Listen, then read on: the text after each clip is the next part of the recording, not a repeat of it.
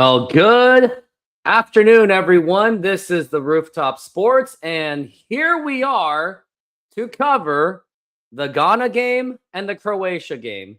And this game actually does matter because, this is actually arguably the most important game for South Korea's fate. So, what needs to happen is Ghana needs to beat Croatia.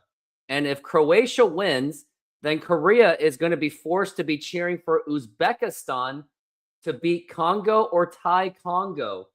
But let's say if Ghana loses or even ties to Croatia, then South Korea is going to be pinned on Congo.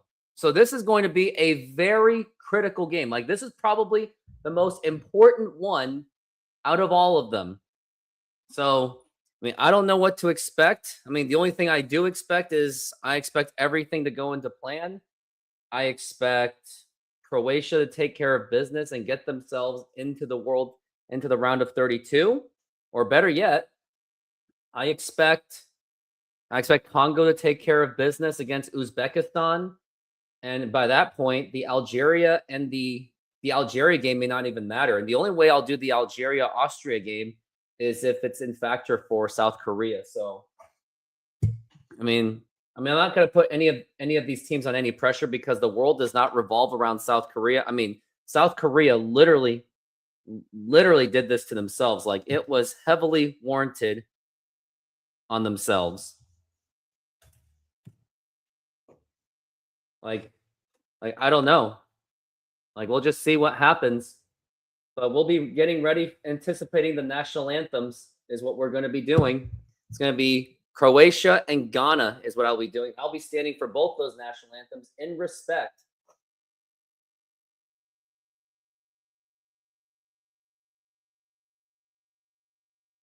It's just really sad where South Korea has to be, depending on all these other teams. And Korea had all the probabilities going for them, even after the loss to South Africa.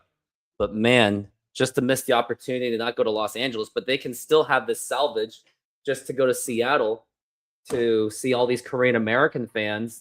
And there's a huge number of fans in the United States, in Seattle. Like, they're one of the top 10 markets in the United States for the Korean population. I wonder if they're playing the England game. I think they are playing the England game there. So I'm gonna have to find, because right now the players are gonna be coming out onto the field. I have to go to FS1, and which I just did. Yep, that's gonna be the one. And the game is in Philadelphia, and it's really gonna be high pressure. I want to see what the odds are for Ghana, because the odds for Ghana is not good. I can tell you that. They've tied England. They did their part on England, but tying is not going to do it. Like, they have to beat Croatia. And right now, the odds are Croatia is the favorite to win, while Ghana, they are huge underdogs going into this. Ghana has a win and a tie, but I think and you got to see what the goal differentials are to even see if it's kind of one of those what's in it for me situations for for for Ghana to make it worth it. Because right now, Ghana has to win 3-0 if they want to top the group. But the thing is, they're unfortunately going to be up. England's against Panama, so you have to see how many goals that Panama is going to be conceding against England, as England has already qualified, but they are trying to play for the number one seed. So I don't know. The only thing you really want to see is Ghana just scoring 2 goals right on the limb, but do we really see that happening? I don't know. And after this, even if Ghana beats Croatia, then we go to Uzbekistan versus the Congo, and then we'll go to Austria and Algeria.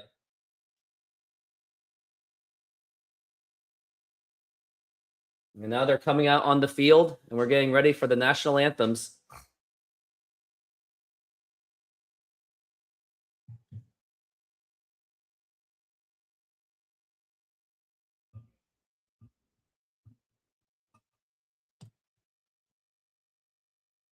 Carlos Queiroz, I think he is part of the Ghana team. I mean, he was the one that set the foundation for the Iran team.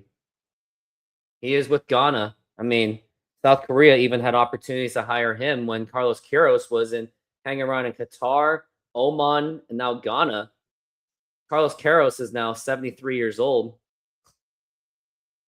But who knows? So if Korea was to make it, let's take it one step at a time. So Korea has to they have to depend on Ghana beating Croatia. And then if that happens, then it goes to Uzbekistan. And then they have to tie the Congo, which is very unlikely, or win. And then when we go to Algeria and Austria, Austria has to win or Algeria has to win 2-0. And I think they are going to want to try to just beat them out.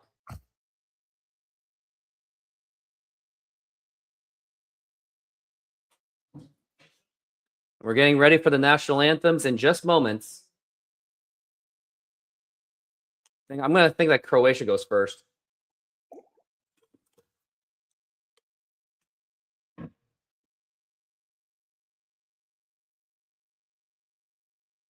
Croatia's first.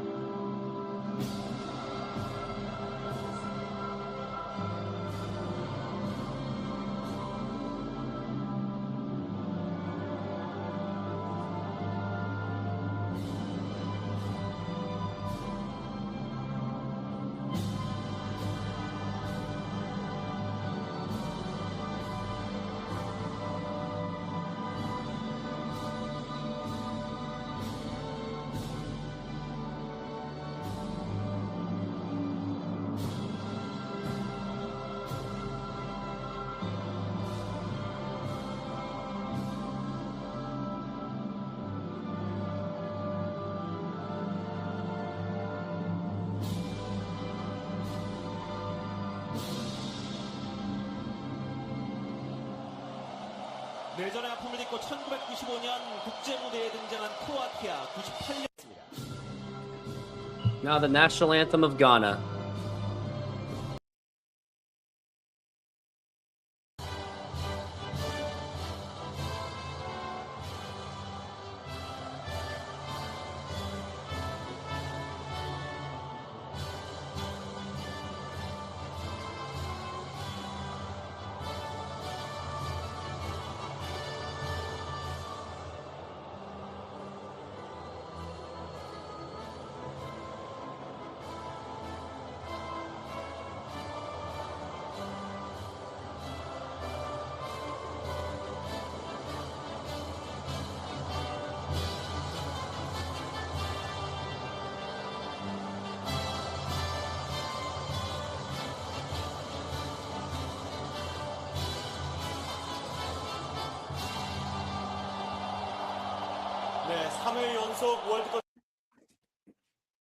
Those are all the national anthems, one of the more favorite parts of being a World Cup fan. And now we are going to get ready. I mean, Carlos Queiroz, he may be the only factor, but don't forget, he's also a very defensive-minded coach. But honestly, I think their only motive is just to knock out Croatia and to just maintain the number 2. But it's going to be very hard to do it.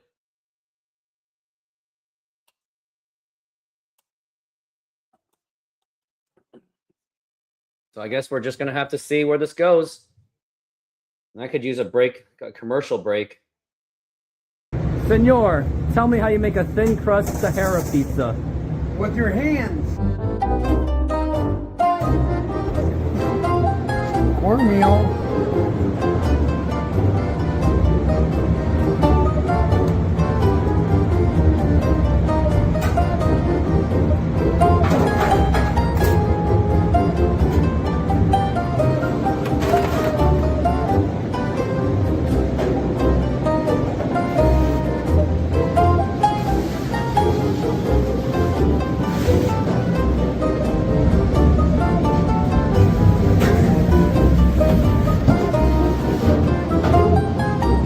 Hello, baseball fans. I'm excited to announce that we are still offering 50% off pizza and 25% off bowling Monday and Tuesdays. Head on over to Snoqualmie Sahara Pizza. This deal will go through May. And that's how you make a Sahara pizza. Beautiful finger.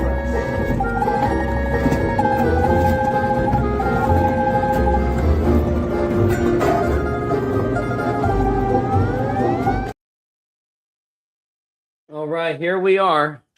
Gonna get ready. Got some comments coming in. Can I share your stream?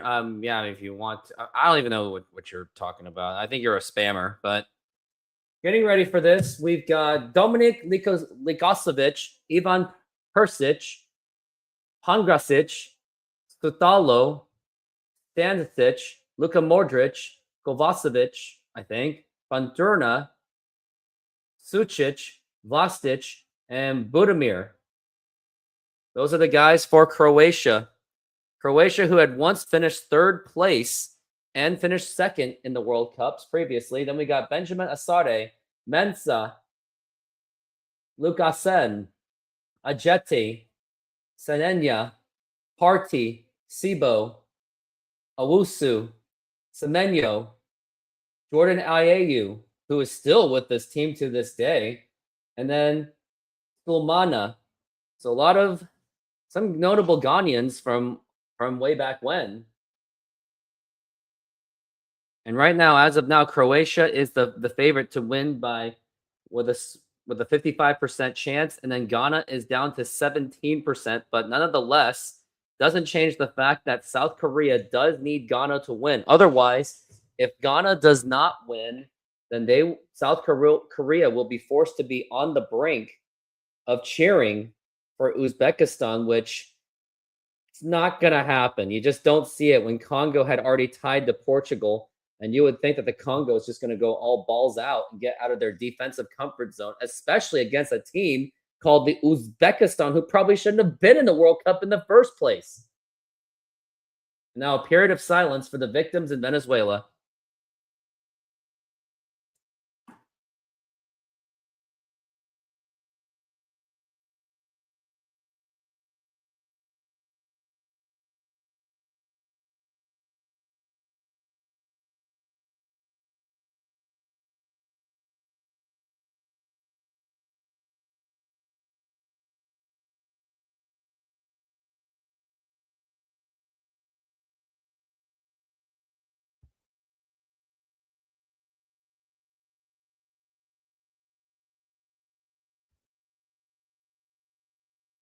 And now, moment of silence is complete. And now we can get into the games. I mean, Ghana, they might be a tough team to score against because England couldn't even get through. So maybe it's a chance for Ghana to score. But Ghana has only scored one goal, and it was at the stoppage time. So maybe, and Carlos Queiroz is known to be more of a defensive minded too. So that is going to be tough.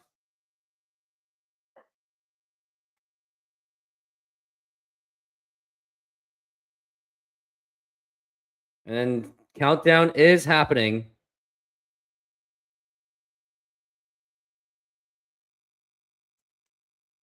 Luka Modric, he is going to be, and this could be his final match of the 2026 FIFA World Cup unless they get through.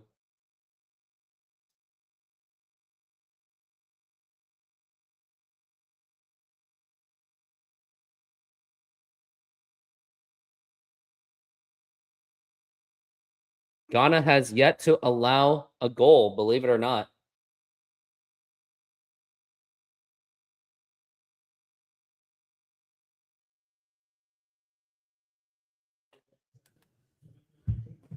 Man, like it's gonna be really tough for South Korea. Like, no, I'm not going to Denali. Forget it. Oh man, this is gonna be a really long day for me. Like, I'm doing all games. Like, I'm doing this game, and I'm definitely already doing the Congo game, but I won't be doing the Congo game until the Algeria game is in play.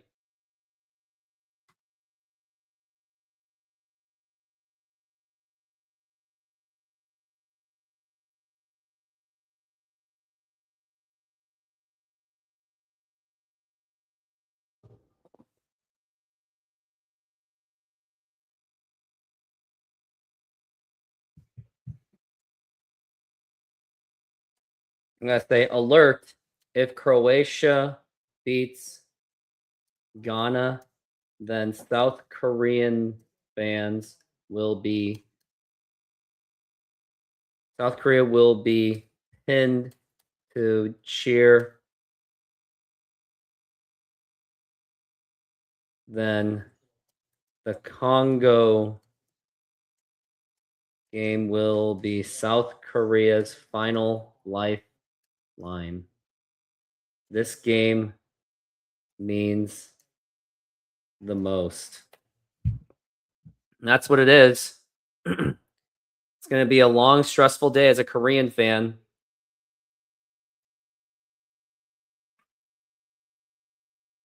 And then Ghana is looking to top the table. And here's the starting 11s. Ghana cannot lose. Ghana is looking to top the table. Vibes between the fan base reflects on Ghanaians' confidence, while some Croatian fans are not too happy with the lineup. Don't forget, Ghana drew England before this match. In the same way, let's hope they can neutralize Croatia and squeeze in a goal or two to get the upset, which also could happen because Carlos Queiroz plays a really good defensive mindset.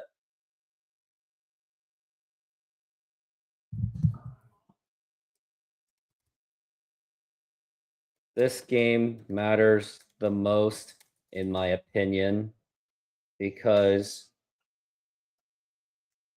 if Ghana loses, then DR Congo game will be the final lifeline for South Korea.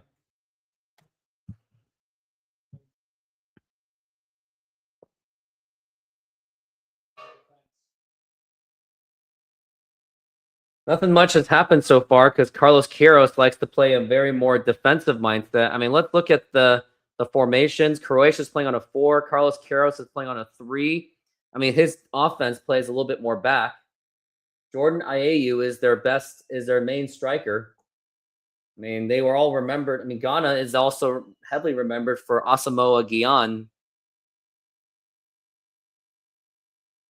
As we're at 3 minutes in, nothing much has really happened.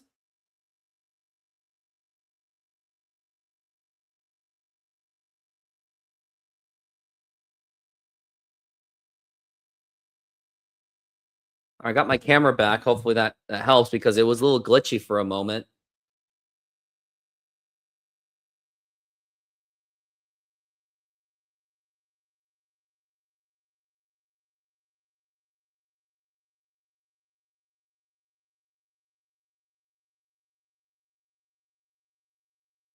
Got Luka Modric.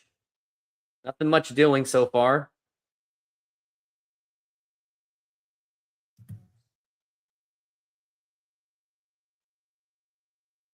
And now here's Ghana. They're trying to get it back.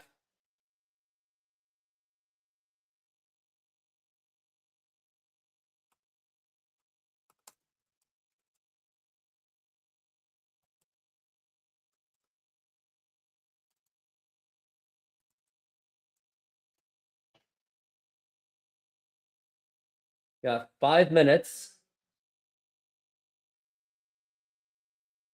You think? Yeah, Riley, I think that's more accurate. Yeah, I think a draw is definitely more likely. I really wouldn't be surprised because Carlos Queiroz, they like to play not to lose all the time, just like Iran tried. 1-1. I think 0-0 is, I think, a little bit more realistic. And out of bounds, and goalkeeper just mindlessly took it out, just kicked it away. Now it gets to Ghana's position. Yeah, Ghana looks like they are going to park the bus because they think that England is going to win huge against Panama because Panama's got really nothing to play for. I mean, there's not really much attacking going on at all. I mean, it really looks like that. I mean, they really are parking the bus. Just look at Ghana. Like this game's already just pretty much in a factor against us. So we might be forced to already be cheering for Uzbekistan out of all teams. Yeah, that's right. Croatia might score first, and then Ghana will push for a goal. But then that's really not really much it. I mean, Carlos Queiroz has been known for a lot of things. Carlos Queiroz coached the 2010 Portugal team. And they were definitely parking the bus throughout the entire tournament, with the exception of the North Korea game, because everyone knew that they were going to score against. I mean, it was very easy to score against North Korea, especially when they score 7 goals. And then when they played Brazil, they 100% parked the bus, which really screwed over Ivory Coast, even though Ivory Coast was playing way too much of a goal differential, especially with the hole that they got themselves dug into when they lost 3-1 to Brazil. And they had to score like 9 goals along with what? Along with a Portugal loss to Brazil. So Ivory Coast was pretty much done the moment North Korea also screwed them over. But yeah, they are definitely just parking the bus. Like, they're not really doing just anything at all. Like, there's no attack going on at all.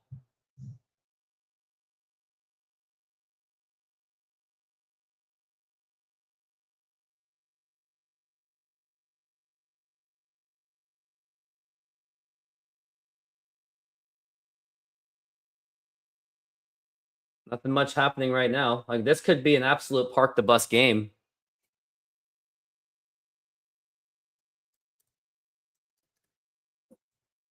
Like, there's really nothing going on at all. Like, this could be like one of the most boring games.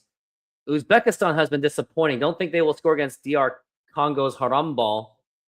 I mean, you would think that Uzbekistan is going to try to park the hell out of that bus.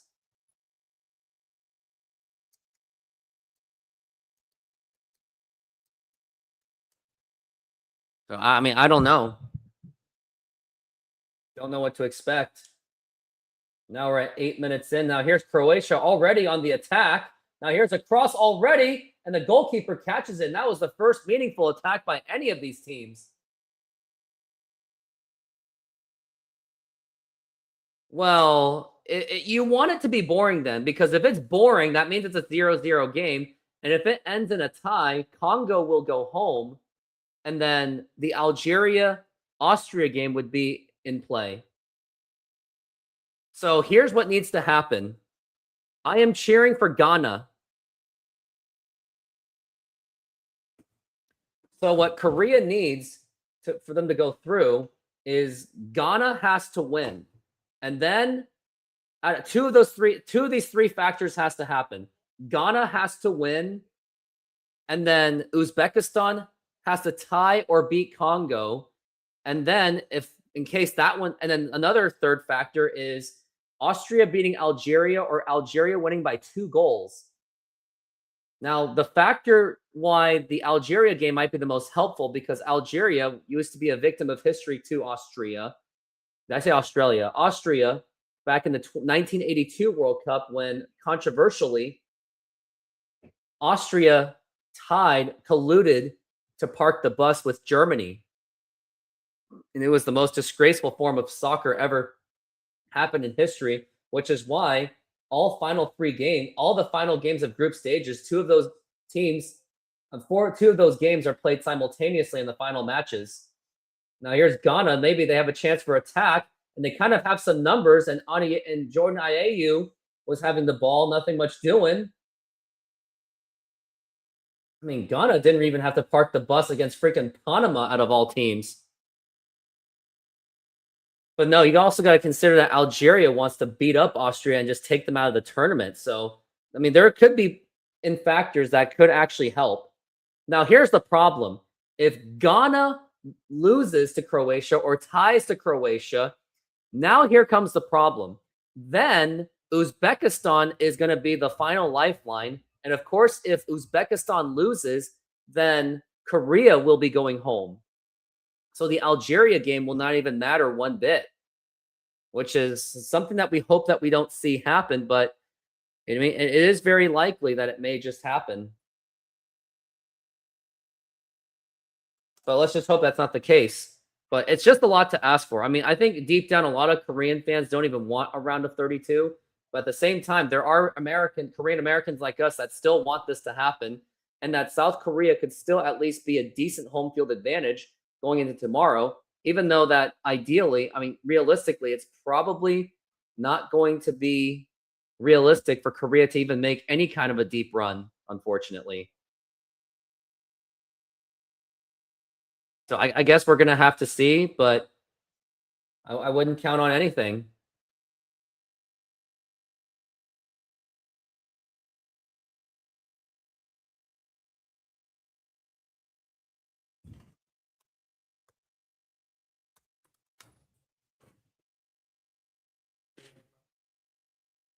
It's not gonna help if the game ends 2-1 Algeria. No, it's not.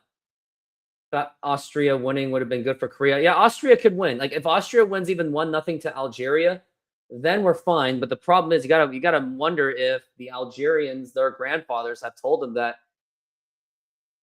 they got screwed over.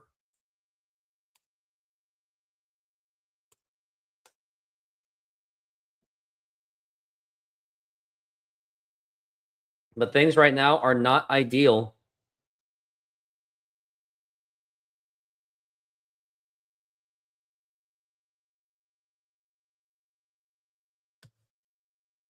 And there's really not much attacking going on. I think both teams are just playing to park the bus, to be honest with you. I mean, Croatia, technically, if both these teams tie, then they're both possibly advancing. So mindset's not really there for any of these teams to really win these games.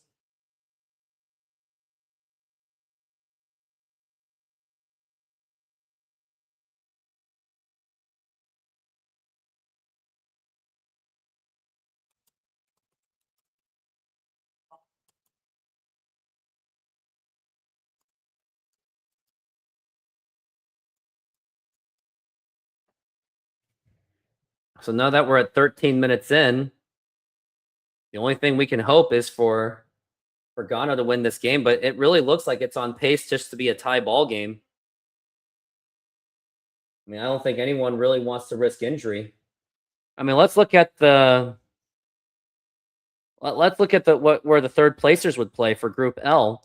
Group L would potentially play the winner of Group K, which is the Colombia and Portugal game. So if you're in third place, you're going to be playing that. But if you're a runner-up of Group L, you're going to be playing the runner-up of Group K, which is Colombia or Portugal. So I think, honestly, like both these teams really don't care that much.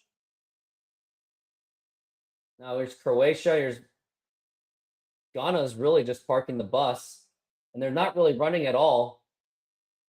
I mean, especially when Carlos Queiroz is there, they have a very formidable defense too. You're rooting Wafran Wales rooting for Spain, then Croatia, Canada, and South Africa. Ouch. Too soon, buddy. But Korea did do it to themselves, though. That's the other thing.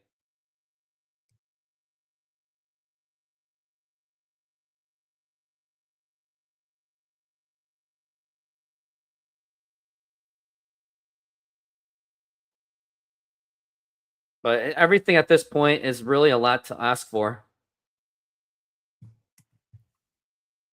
We're at 14 minutes. Nothing much is going on. Like, I think this is really just going to be a boring park the bus game, probably the most boring one ever. And after this, I'll have an hour break so I'll be doing the Congo game. So this game will supposedly end at 4 o'clock. I'll have maybe a 30-minute break, and then I'll be going straight to the Congo game. And then it'll be the Algeria game after that.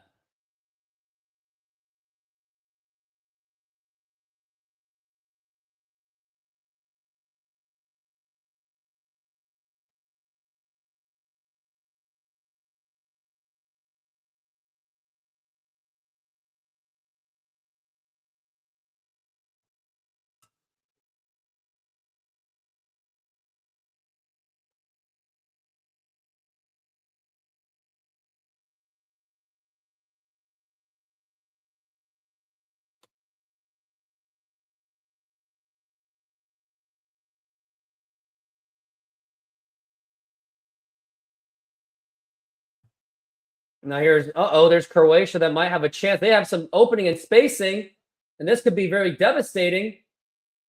And now here's going to be a shot, and that is off the post, and Croatia threatened to score, and that was off the post. Oh my goodness. That was just too close. And the other thing is, what's another reason why there's really not much in it for Ghana, because even if Croatia wins like 1-0, Ghana will still own them because of tiebreakers on the. Actually, no, they won't. Ghana will be down to third place. So Ghana really does want to win this game. They want to create some cushion. But Carlos Queiroz' team is known for playing a completely defensive mindset.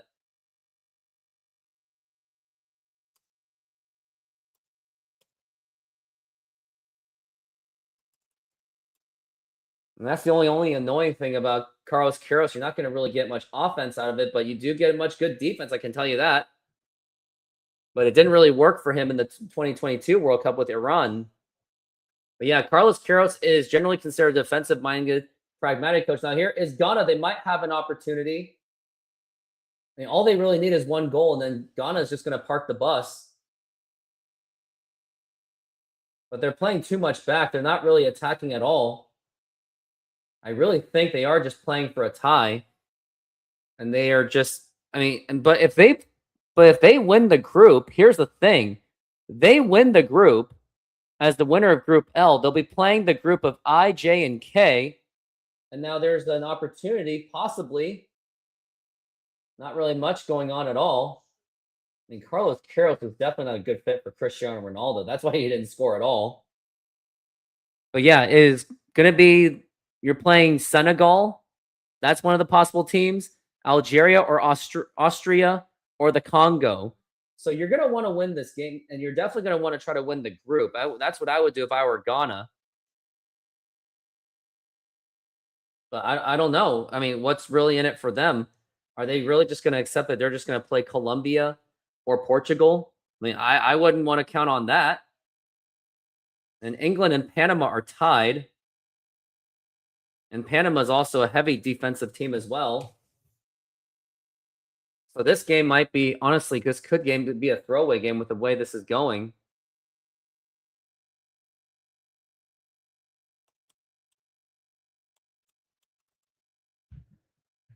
And it's still unclear if Son Heung-min's actually going to retire, because he said it's not going to be his last World Cup.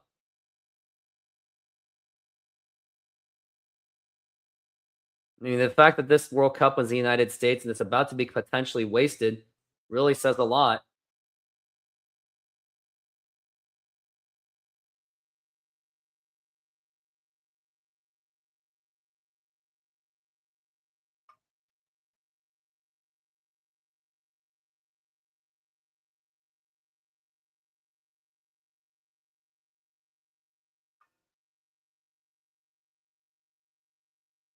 It's not coming home for England. What do you mean?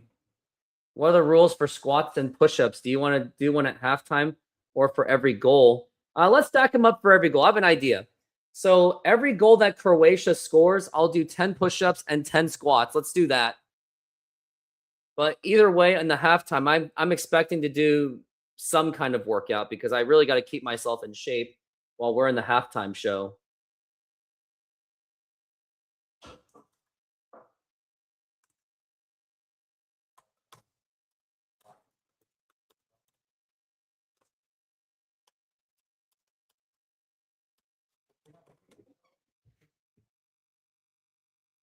Now, Luka Modric, he is on the free kick.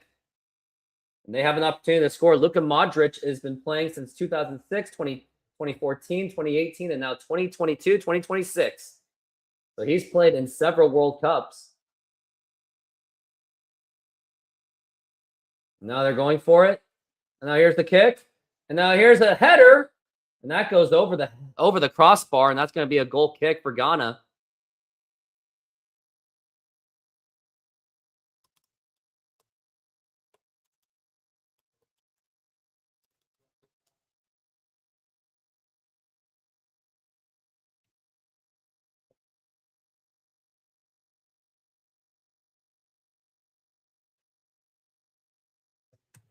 You actively check on KFA's Instagram, and they haven't posted anything besides the result. Wow. I mean, what are they going to post, honestly, at this point? I mean, the only post we would want to see is if they get rid of Hongyonbo, but that's not going to happen. Yeah, the KFA, they haven't. I don't know.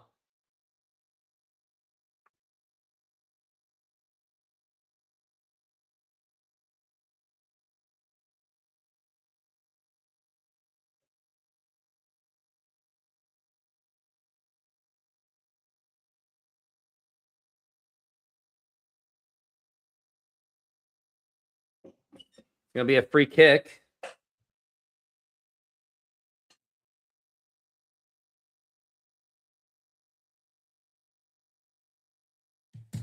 Any other competent nation would have sacked Hong the day after. Leave it to the corrupt mafia, pretty much. And now, oh, that was very close. Now Croatia is trying to be on the attacking end. But I think this game is actually more favorable to Korea than you think because Carlos Queiroz is known for playing a more defensive mindset, unless you want to count 2022, when they got absolutely just destroyed by England 6-2.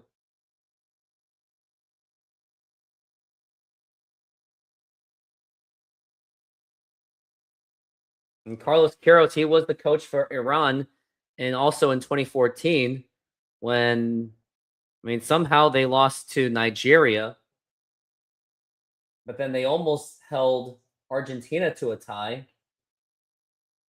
And Messi scored an insane goal at like literally stoppage time.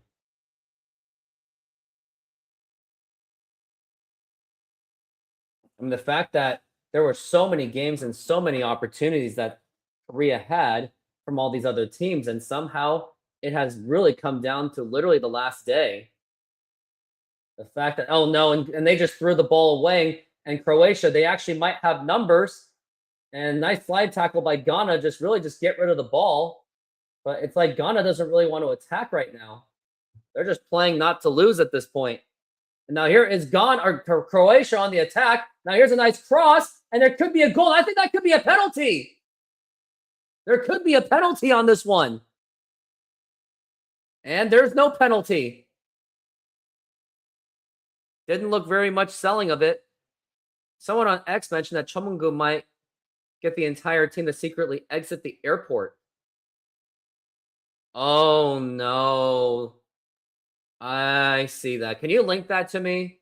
I know that we talk on Twitter X, but yeah, go ahead and text that to me. Like, I would really like to see that because that would be huge to post that while secretly exit the airport in the most secure way possible because they don't want the fans to be, because you know what it's going to be. It's going to be when they're in Incheon, yeah, or Seoul, they'll be throwing eggs and tomatoes for Hongmyeonbo. That actually could be a thing. But yeah, let me know. Riley, that would be really good to know. Makes me curious. I mean, you got me all curious about it.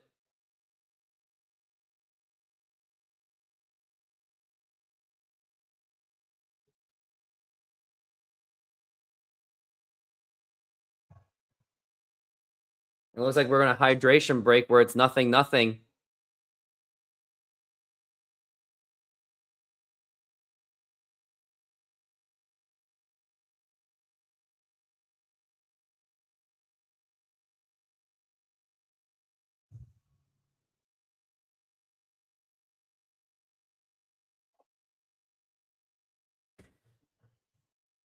They will make him into a human kimchi. Yeah, that's funny.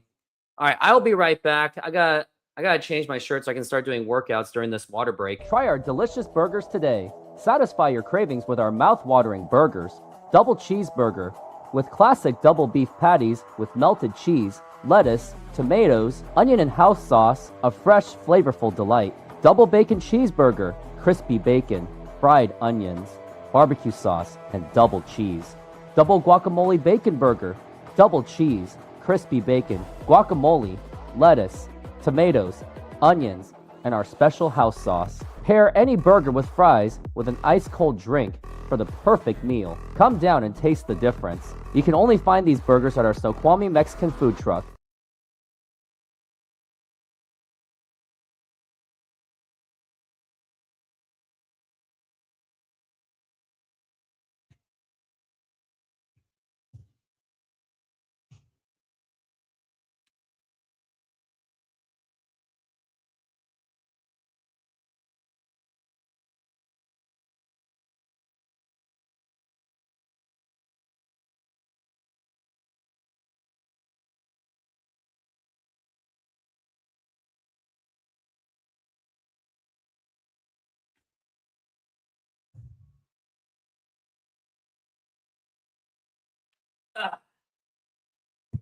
All right, we are back from the break. That was 60 squats. I'm definitely feeling it on that one. All right, 60 squats. Another 40 to go for 100. So it was just allegedly, but a guy who tweeted said, I won't be surprised if KFA. Oh, okay, I got it. I wouldn't be surprised either.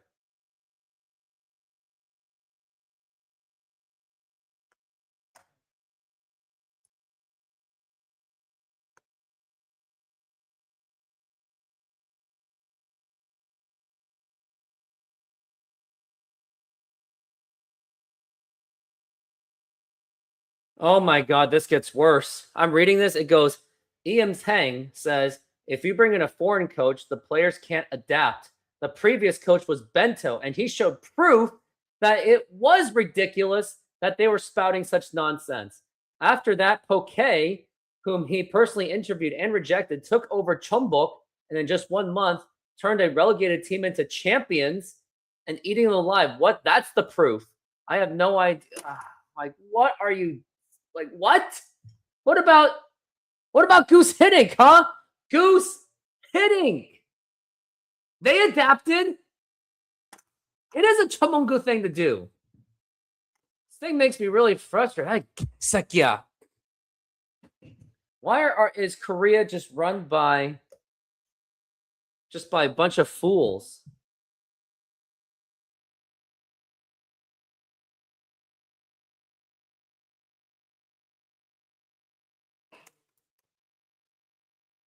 As now we're at 28 minutes in.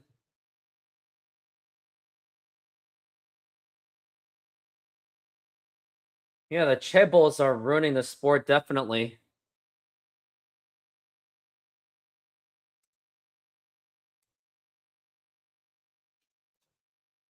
A large family-controlled business conglomerates that dominate, yep, basically the rich families of Samsung, Hyundai Motor Group, LG Group, the SK Group, the Lotte Group. Family-owned stuff. I mean, that's why we have North Koreans basically saying, I told you so. I told you capitalism doesn't work. We need to become a communist nation. That's another reason I hate all this corruption going on within capitalism. It gets all the communists to be like, oh, yeah, we could do it better. Look at North Korea. Like, they haven't even made a World Cup since 2010. So I don't think they have much credibility on that one. Now we're at 29 minutes in.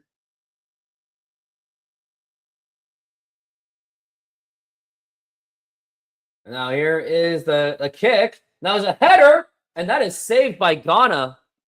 One topic you'd like to bring up. Do you believe the mandatory military service? It is. It's definitely play a role into it.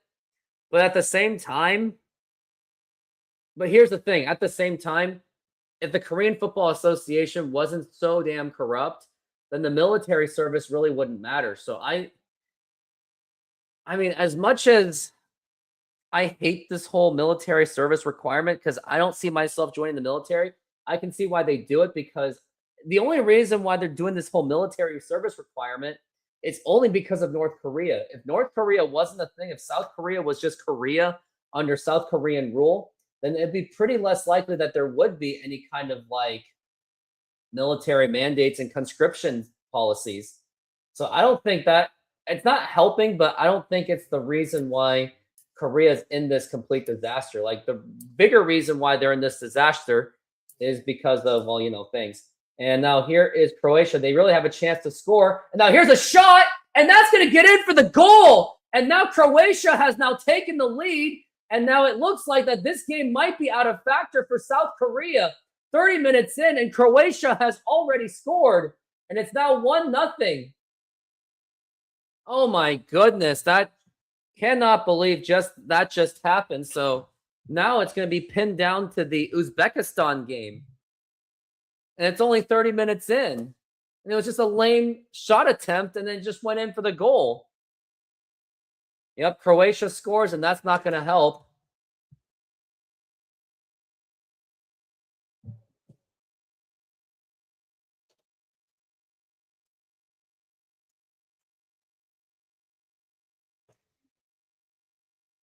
Croatia scoring, and yeah, this is not good.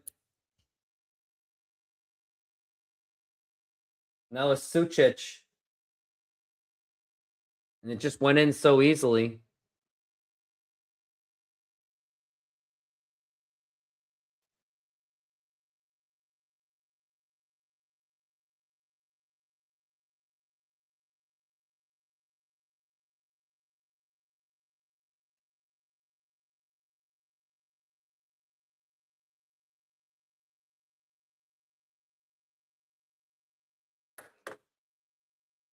Like, this is really just tragic already.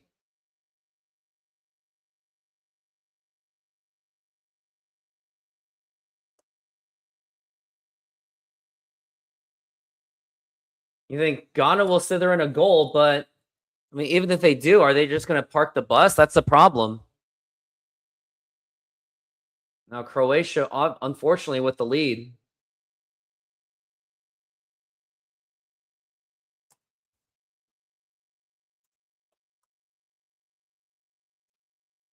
Oh boy, this is not good. Now here's Ghana, and you would think that they're going to be a little bit more aggressive this time. But if they even if they sit there in a goal, then it might just end up in a 1-1 tie. But the fact that Korea has to depend on all these countries, it really just shows how pathetic it all is.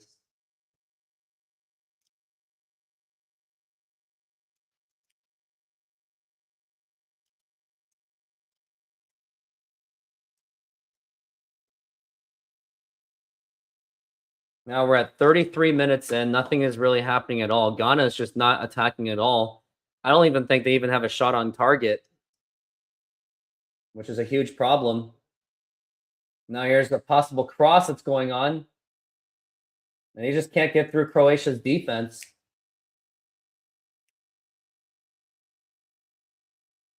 And there's no foul. Oh, nope, it's going to be a foul.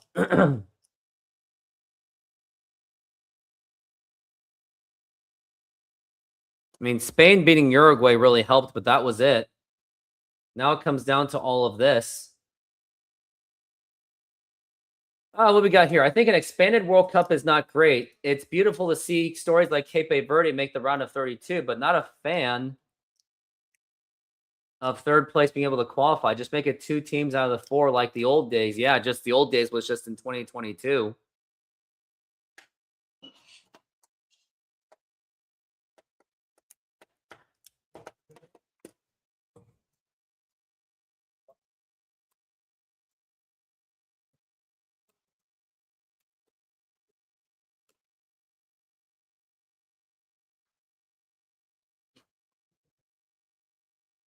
Like, this is just not good.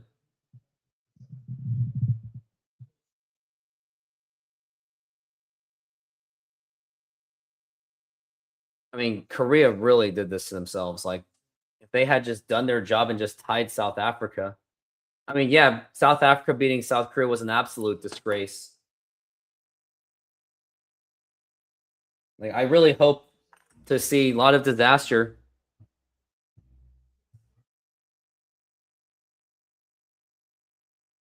Infantino has plans on expanding the World Cup even more, on top of having more games, more water breaks, and it just risks more injuries. It's true. Just makes the game worse. Hong Myung-bo is responsible for it. Yeah, he's absolutely responsible for it. Like, I already was dreading for this game, and I'm going to be dreading for the Uzbekistan game even further.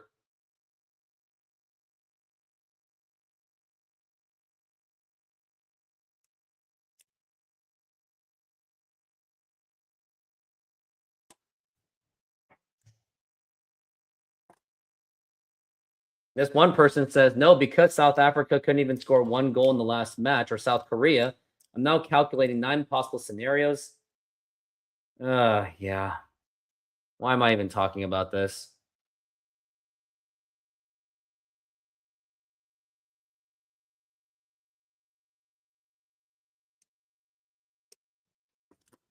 I mean, I think I was predicting this game to be a draw.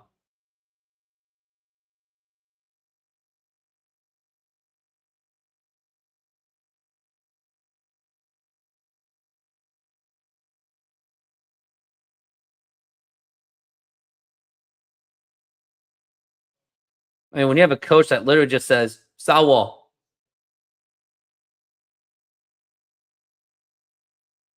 I mean, I don't think there is going to be any miracles for Korea.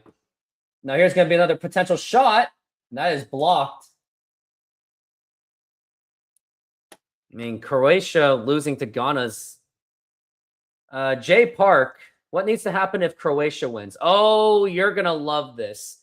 If Croatia wins, we will be forced to cheer for Uzbekistan tying Congo or beating Congo. And if that doesn't happen, the Algeria and Austria game doesn't even matter. I can tell you that. Because Colombia and Portugal already has enough points to qualify. It's just really sad. I mean, Iran's pretty safe for the most part for themselves. Scotland's already gone. Uruguay's gone.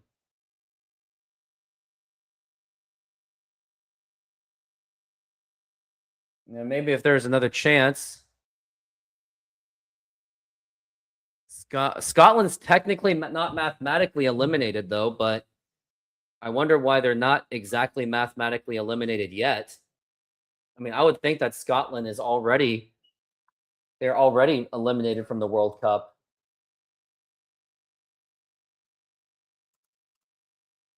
I mean, Wikipedia says it's not. Huh. Scotland's technically still in the running for today. That's just weird because everything's just based on goal differentials.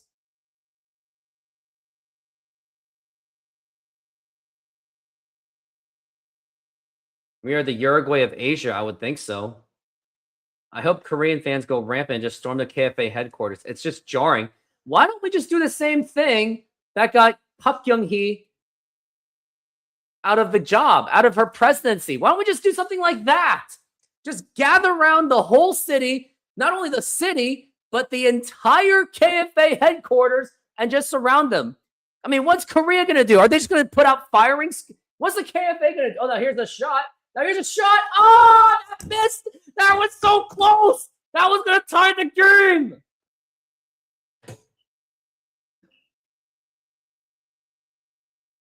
Because Koreans don't care about, not enough people care about the sport. Because most people are like, it's just sports. And let's not forget, Korea has a lot of other agendas going on. There's that whole 4B movement that's going on, which is why I'm just going to say that's why all the Korean men have pretty much went to Mexico just so they can try to find a wifey from Mexico. Now they're going to South America. They're going to Colombia. They're going everywhere around the world because they don't want to marry a Korean woman anymore.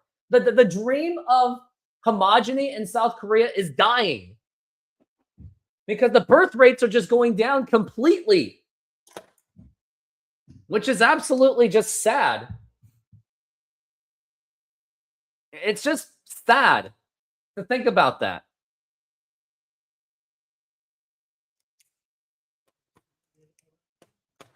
And Ghana has only had one attempt on goal.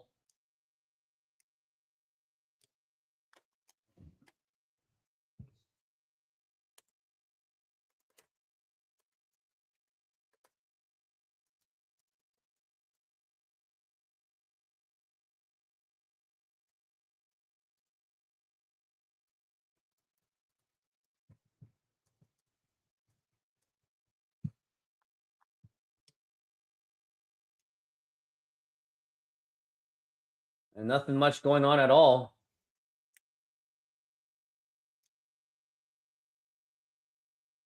So here's what I said. I just asked AI that if Ghana loses, does that make the Congo game the final lifeline? It goes, yes. If Ghana goes on to lose to Croatia, South Korea would lose one of the three results needed. That would make the Congo-Uzbekistan even more significant. So that means, yeah, 2 of 3 has to happen. So if one of those go down, then yeah, we're screwed. So this game really matters the most. Now here's going to be a possible... Nope, Ghana is just completely messing it up. Yeah, and Chomongu is in legal trouble, and he still has the job.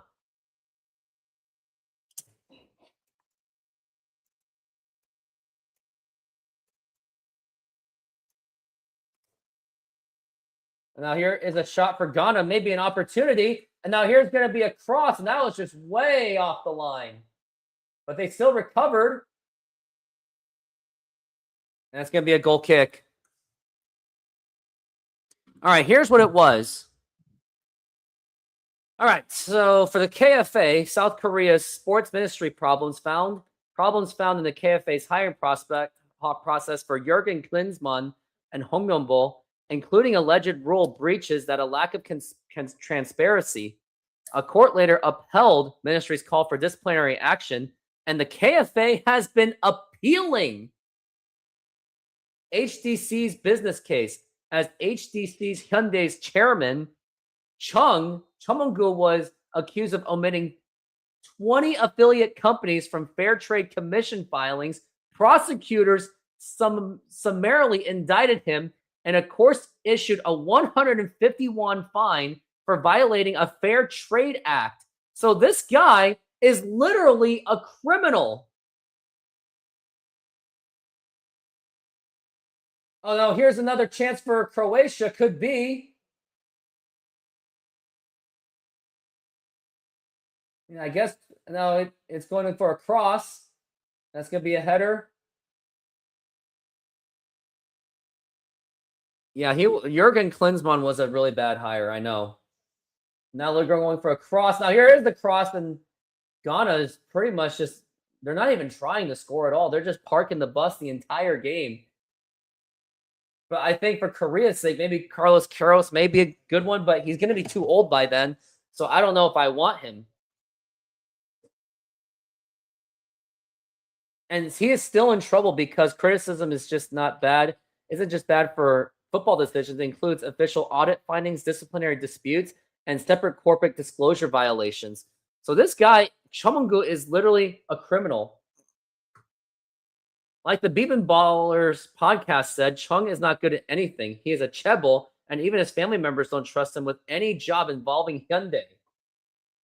And yet they gave him the job for a South Korean national football team.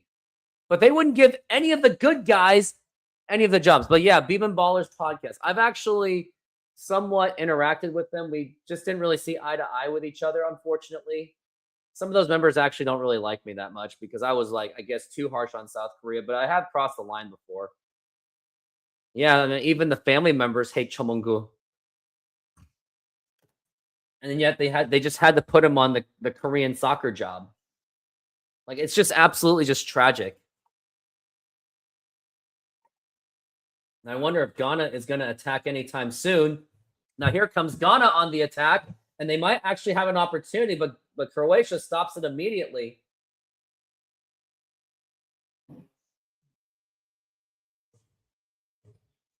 I mean, but Chung Mong-gu is probably just going to bring some other sap to really just ruin this team, to be honest with you.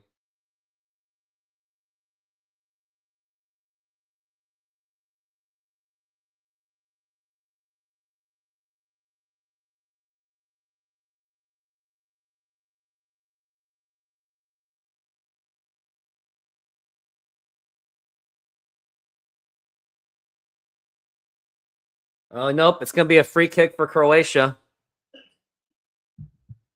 Petition to bring back the old Korean logo. Yeah. Miss the tiger and the badge. Absolutely. But I think that's just the least of our problems. I don't think that changing a logo is going to save this team, unfortunately. The only thing I'm worried about is forcing regime change, which it really needs to happen immediately. And the scary thing is tonight, I mean, I'm going to make a video either way, regardless how this goes.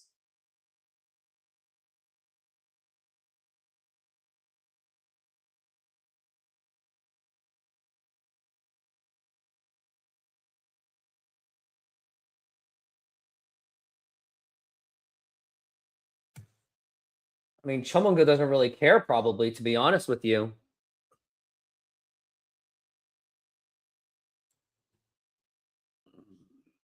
But yeah, Korea needs 2 of 3.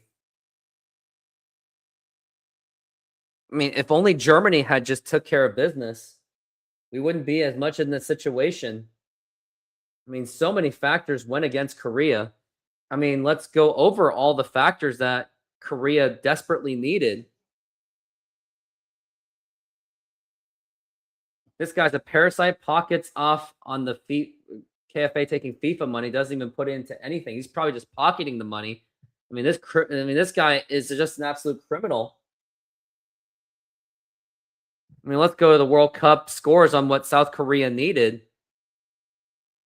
So what they needed back after this disastrous South Africa match was, I mean, Ivory Coast beating Curacao, whatever. And then Ecuador beating Germany was what really hurt. And then Japan not winning by 2 against Sweden also hurt. The Australia game really hurt as well because Australia had to win against Paraguay. So that one was a crushing blow. And then things really started to go down south when it was Senegal versus Iraq, as Iraq only was to lose 1-0.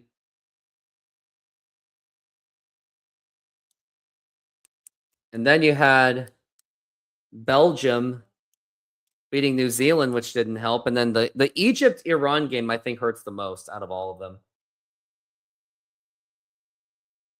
And now it's going to be halftime. I'm at 60 squats right now, so I'm going to do... Oh, yeah, so I owe 10 push-ups and 10 more squats.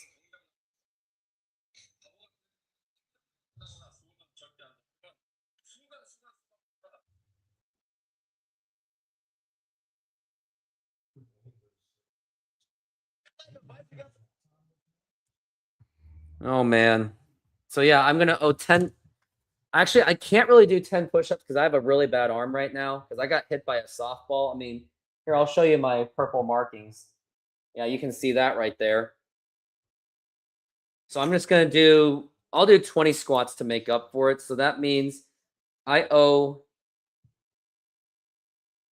another 60 squats. I'll just do that.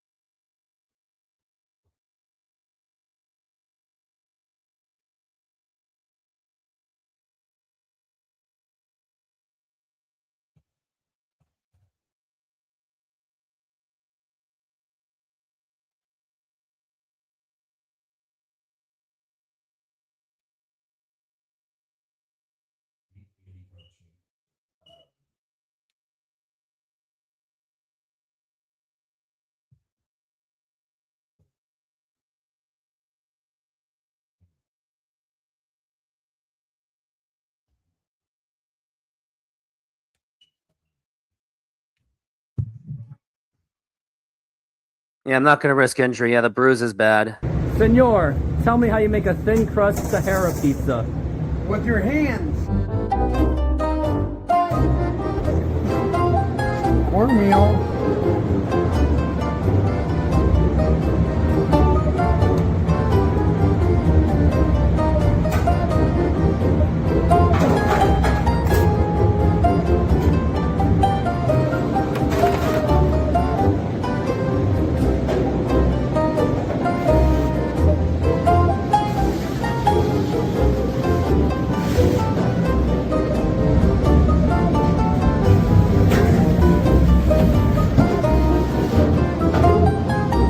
Hello, baseball fans. I'm excited to announce that we are still offering 50% off pizza and 25% off bowling Monday and Tuesdays. Head on over to Snoqualmie Sahara Pizza. This deal will go through May. And that's how you make a Sahara pizza. Beautiful thin crust.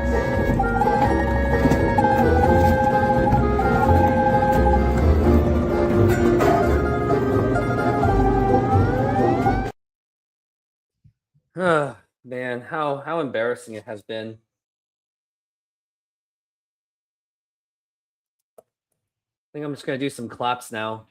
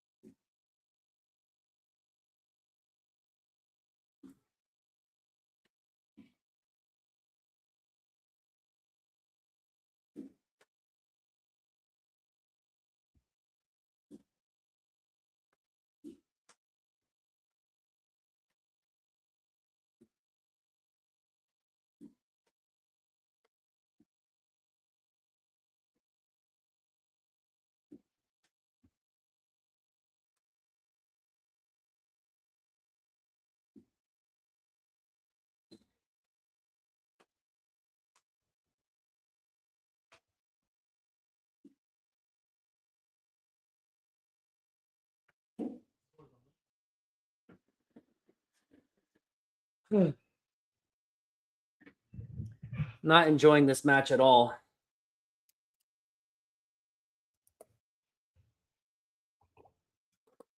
Ugh.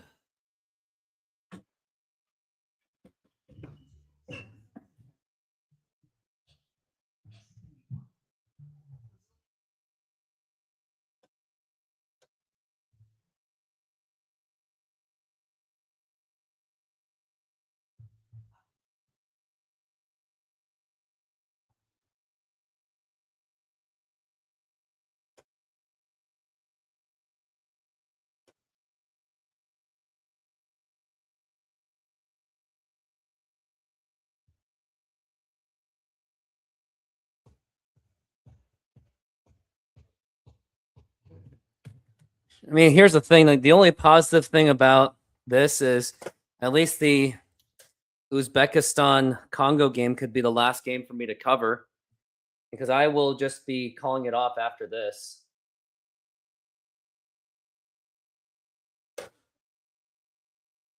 So I guess we'll see.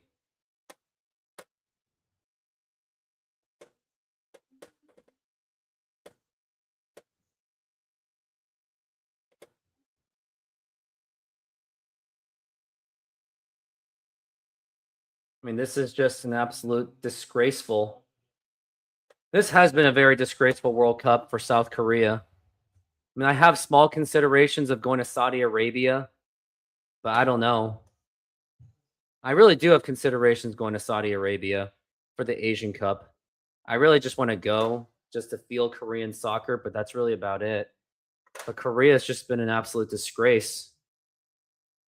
Like, there's really, if Hong Yong-bo is the coach for that, then it's just going to be a complete waste of. It's going to be a complete waste of time. It's just basically just going to be an excuse just to protest against Hong Yong-bo. I mean, that's pretty much it at that point. And the fact that we're gonna have to depend on Uzbekistan to bail us out really just says a lot about where the team is at.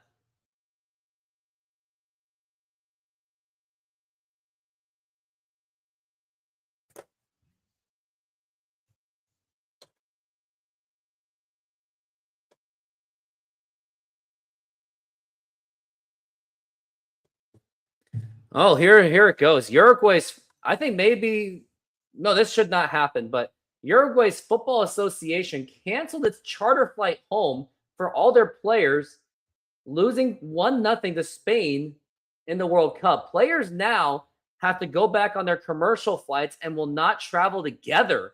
So they have to go home by themselves, basically. That's pretty sad. Oh, yeah. You got to be careful in Saudi Arabia. They have religion police. We don't know all of the rules. So here's what could go in my favor for Saudi Arabia. First, I'm not an alcoholic. Number two, I'm looking for. I mean, if I am to get married, it's going to be with a woman or a wife. So there's that. And I don't intend to flash my Christian Catholic cross at all. So I think I should be okay. Just let me know what you think. If that's gonna be my approach going to Saudi Arabia. Like, I truly intend to completely respect their culture because you don't want to mess with the Middle East. Like, anything can go wrong there.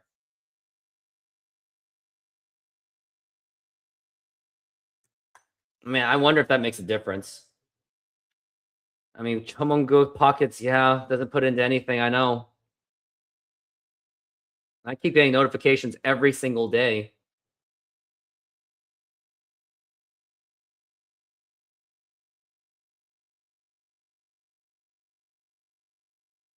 I mean, I think I do plan to go to the Belgium game, whether Korea makes it or not, because I just want to experience the World Cup. That's really all.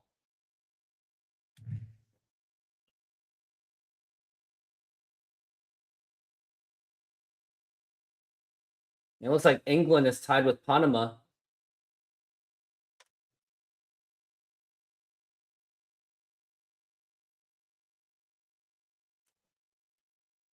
Panama is just really just playing for their lives, which is why I wonder if if maybe the Uzbekistan game, I mean, their defense has been terrible too. I mean, here's how Uzbekistan played against their previous opponents. They gave up 3 goals to Colombia, and then they gave up 5 goals to Portugal. And there's going to be a lot of Koreans selling their tickets that they had bought for SoFi. Oh, and it gets worse. Here's the thing. The ticket prices went from, it was like hanging at around the 2000s, 1500s. It even went to at lowest of 1,000. And then it dropped all the way down to as low as around $500.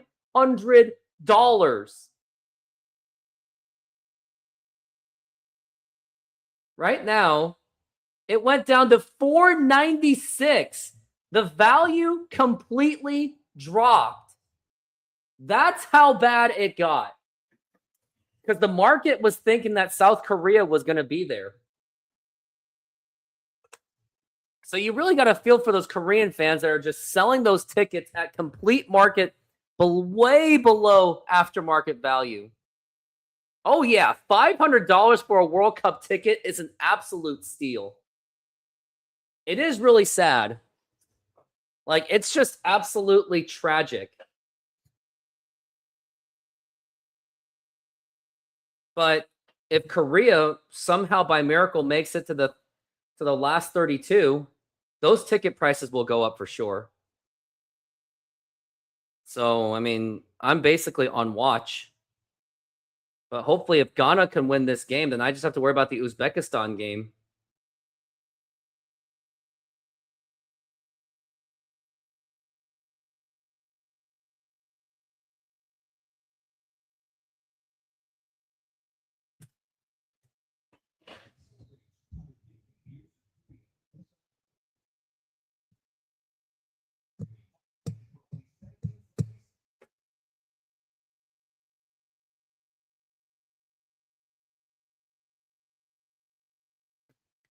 Oh, what do we got?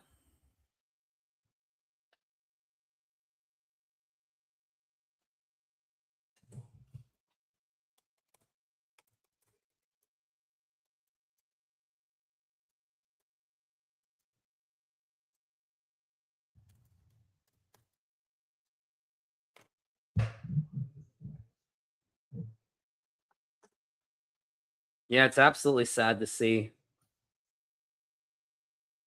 Like, Korea, not only as a soccer team is falling apart, but they're falling apart as a country. Like, the country is pretty much going to hell. Like, there's a great possibility that Korea could be extinct by the end of this century. And we're just Seattle. And where do you live, Riley? Seattle is a really nice, beautiful city. You just gotta be careful where you're going because there are a lot of issues there. But when it comes to World Cup, you normally don't see those happen.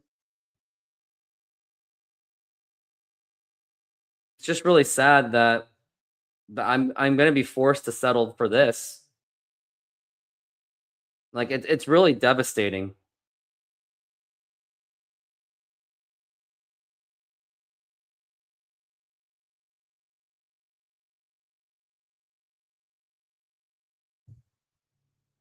Guess I'm gonna look at round of 16 prices. It's gonna be around $2,000. Oh yes, there is. Oh yeah, Riley, you told me you're in Georgia. I forgot about that. It looks like the Croatia or Ghana's taking the field, and now this is just the last 45 minutes. And if Ghana cannot, if they can't win this game, it's going to be coming down to Uzbekistan, which I will be doing that one as well. And all I can say is I am 100% not looking forward to it.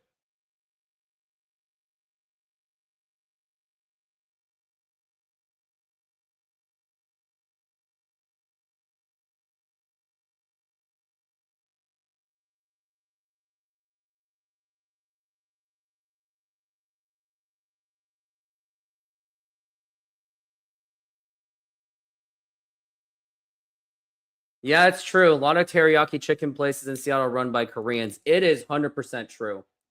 I have not ever seen a teriyaki place not run by Koreans. And Korea has, I mean, Seattle has that really nice Chinatown, and that was going to be really nice for Korea. I mean, Korea would have really helped. And if you're from Georgia, I'm going to guess you're an Atlanta Braves, Atlanta Falcons, and Atlanta Hawks fan, just like I'm a Seattle Seahawks and Seattle Mariners fan. Is that a safe assumption?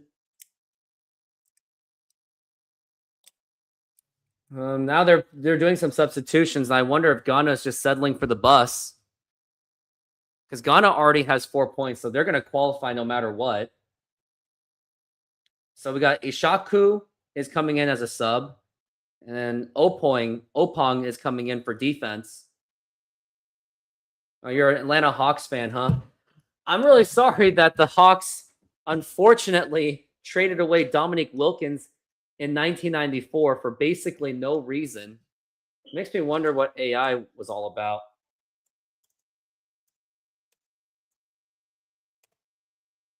I wonder why they did. So the trade of Dominique Wilkins on February 24th, 1994 remains one of the most controversial.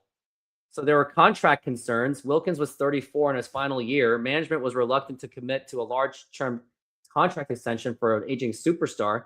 The Hawks believed that Manning, who was 7 years younger, would be a better long-term fit. Team philosophy. Coach Lenny Wilkins emphasized a balanced defensive style. Management felt that Manning's all-around game was a better fit than Wilkins' high-volume scoring.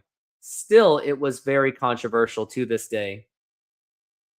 Knicks dog-walked the Atlanta Hawks. I have a few cousins who live in the Queens, New York. There are a prominent Korean population. Yeah, Queens, New York, and Korea. Absolutely not surprising. Pretty sure H Mart originated in Queens, New York. Let's see if that's true.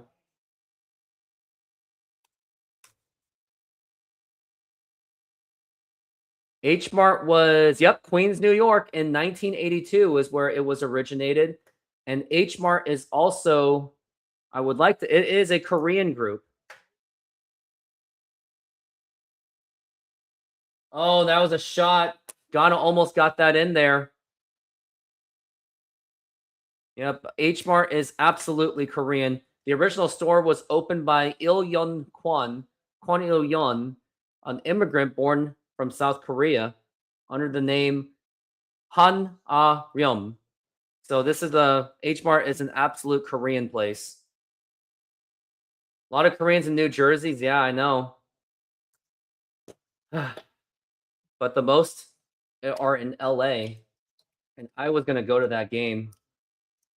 I mean, today I should be in Los Angeles.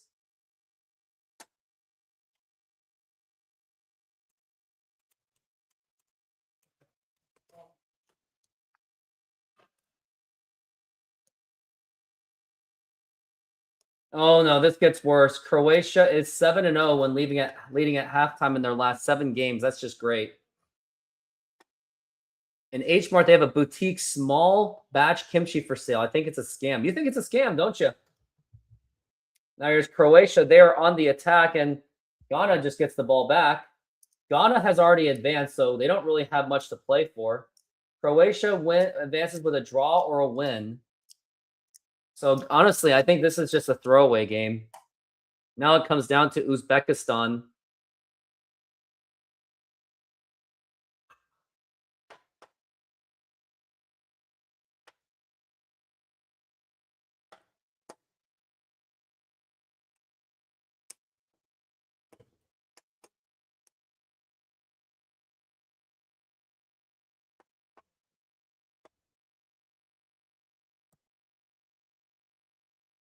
And it gets worse. I mean, Korea's chances of making it to the round of 32 dropped from 96% all the way to 14%.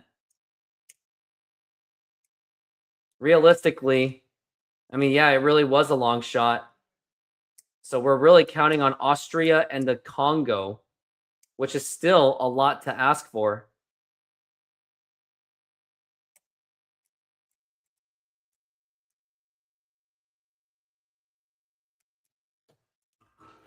I mean, people are saying that the problem is neither Austria or Algeria wants to win because second place plays Spain.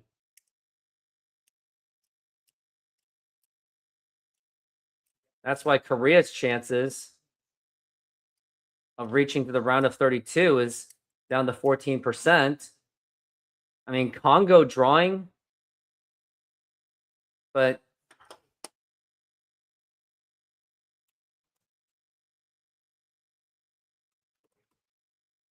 oh, there was a cross and they had a chance. You would think that Ghana's trying to score at this point. I mean, because if Ghana remains in third place, they're going to have to play the winner of the Portugal group. I don't think that's something that they're going to want. They're going to have to play from Group L. They're going to be playing up the runners up play Group K. So you're playing either Colombia or Portugal, or you're going to play.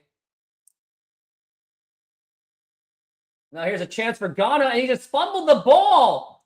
He just fumbled the ball. Oh my goodness. Ghana has so many chances, and they're just failing to capitalize. I know Portugal and Colombia will be a fantastic game to watch.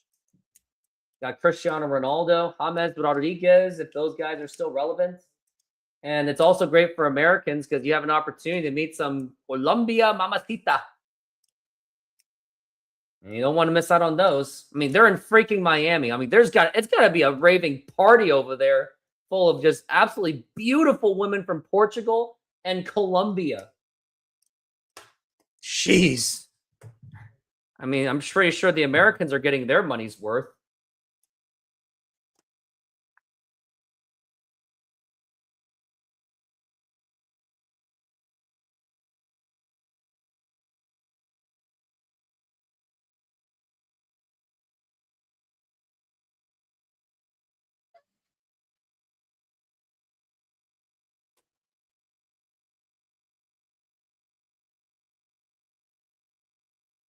I'm getting a lot of Korean followers following my stuff. And now here it's going to be a nice free kick, and that just goes way over. And I think that's just going to be settling for a goal kick. Ghana's really just not doing anything. Chica locas. I know. They are crazy. Don't upset them. Don't upset Colombian women. I can tell you that.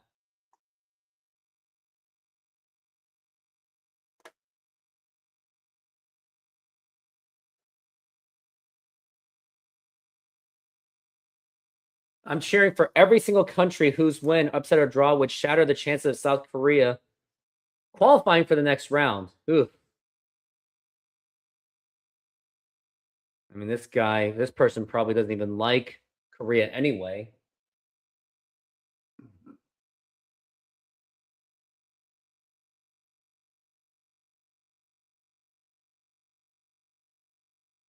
I mean, Uzbekistan. Now here is Ghana with an opportunity. And now, oh my goodness, like, what are you doing with the ball?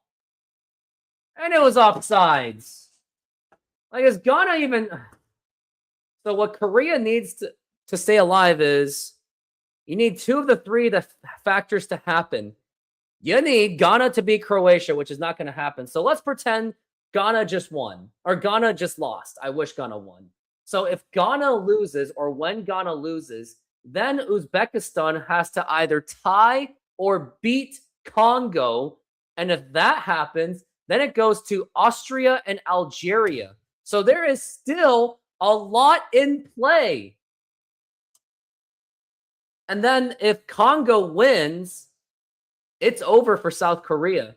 And then you can forget about the Algeria game. Like, very tragically.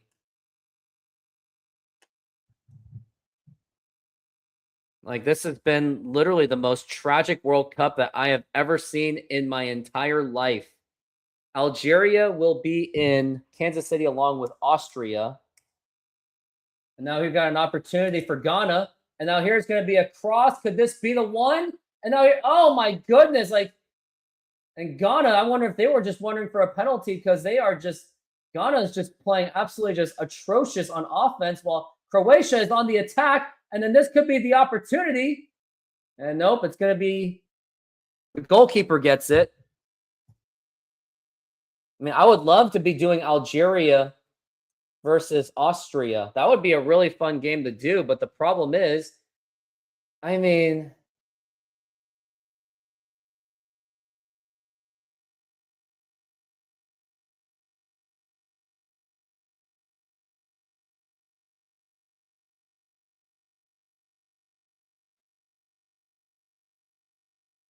I mean, there's really whatever's going on right now, it's just a lot to ask at this point. Now, Croatia, they are still on the attacking end. And now Ghana gets the ball back.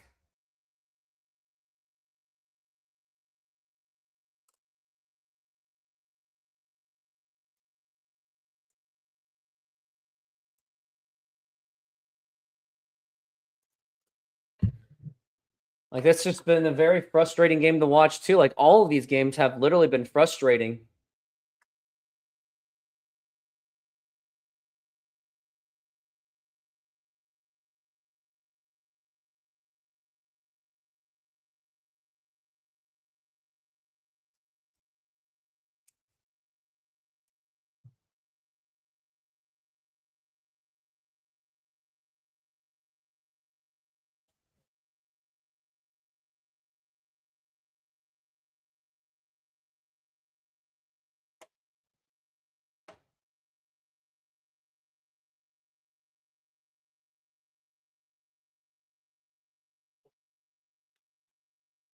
Now, here's an opportunity for Ghana, and here's the cross. That's going to be a corner kick.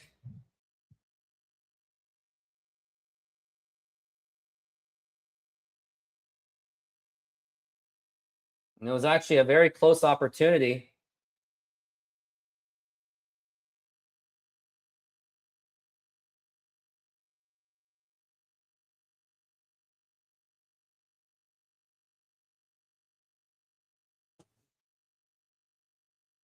Now we got 55 minutes in. Now here's going to be the cross, and it's going to be batted by the goalkeeper. And here's a possible header. Nope. And Croatia is able to. Here's a shot. Nope. It's going to be blocked again. And there's nobody there. And now Croatia might be. Nope. And they just get it ball back. Honestly, I think Ghana's just parking the bus. I mean, it doesn't matter who they're going to play. They're going to play a tough team either way. So at least Ghana's sake, at least try to win the group.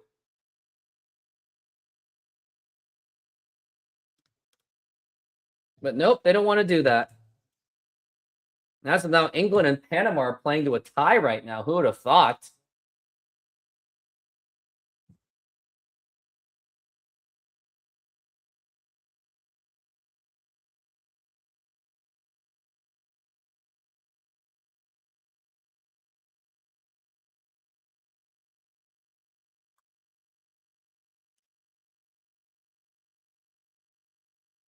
I mean, Ghana is not really doing much at all to help South Korea's cause. But again, the world just really just does not revolve around them, and it really shouldn't. But at this point, I just want to watch a World Cup match in Seattle. That's all I really want to do.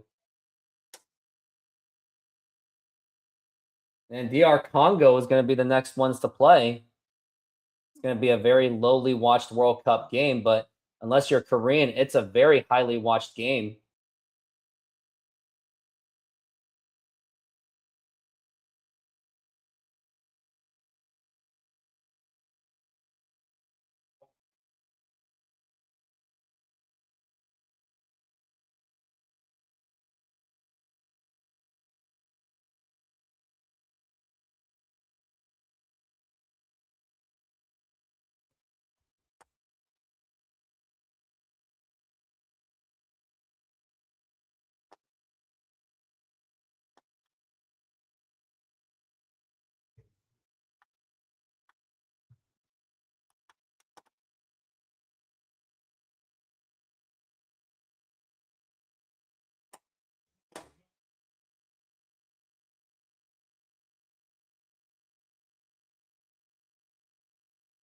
I mean, everything about this is just really sad. Like, it's really depressing to watch Korea in this situation.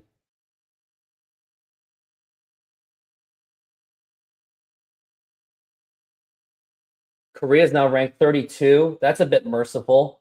I think they should go all the way down to 50 at this point. I mean, Korea did everything they possibly could to go out of their way to kill them, to really fumble it.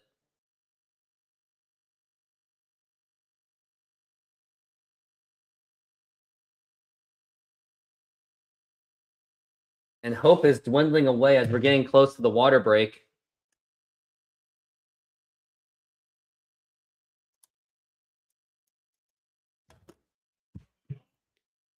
mean, at this point, Ghana is going to get. I mean, it's 1-0. But even then, I mean, yeah, Croatia is going to get it. So it's possibly going to be Ghana as of now. I mean, they have already advanced anyway. So what's really in it for them? As they're going to go all the way, they're going to be going into it. Now here's a shot for Croatia. Here's an opportunity. And now it's going to be possibly a cross. Now here's, and I think he has an open shot. Now he's going for it. And that's going to be not going to do much. But Ghana is really just not attacking at all. Like, this has just been a very painful 24 hours of 48 hours of more like 72 hours. You think Korean players are all huddled together in the hotel room watching the games to decide their fate? I honestly don't think so. Like, I mean, if they are, at best, they're just watching it without Hong Yong-bo. They probably booked their own hotel and told Hong Yong-bo to go, you know what, himself. Unless it's Seungmin, maybe, because he's just overly respectful to the elders. But why? What's the point of being respectful to elders if they're very incompetent? And breaking news: England just scored. So I don't think there's really any inclination for Ghana to really score. So it's just a matter of just waiting until the Congo game.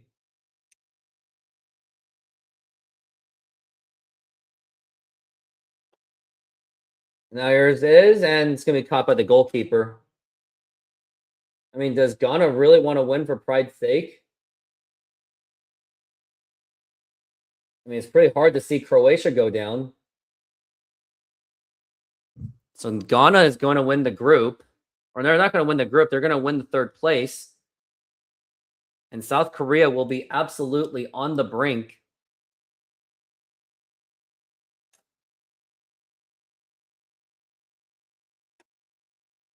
I mean, I think at this point, I think I'm just going to accept it and say that Ghana is pretty much going to win. Or Ghana is just pretty much going to take third place, taking a spot away potentially from South Korea. I'm going to say it like us fans don't deserve this. The players don't deserve this. It's the management that deserves everything of this. And after this, it's going to be all up to Uzbekistan against the Congo. But if they tie, then we're fine. But against Uzbekistan, I wouldn't really count on it. And then you got to go to the Austria-Algeria game.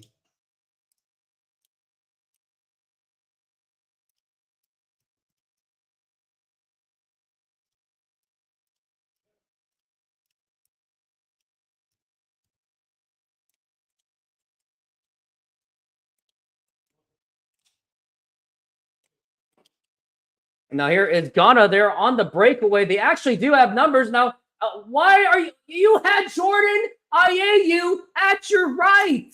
What were you doing? Pay attention. What were you looking at? You literally had Jordan Ayew on the right side, and he said no. He had him right on the open. Their best striker on the team. Just absolutely baffling. I remember Lee Gang-in saying to support Hong Yong-bo and to not criticize him. I wonder if he just wants to retract his statement. I don't know. I mean, it doesn't really seem Lee Gang-in to say that.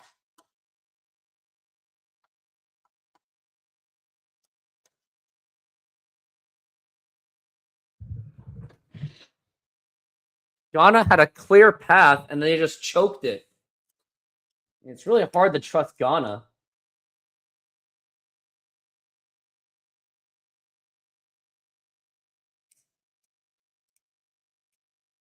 USA versus Bosnia and Herzegovina will be on July 1st.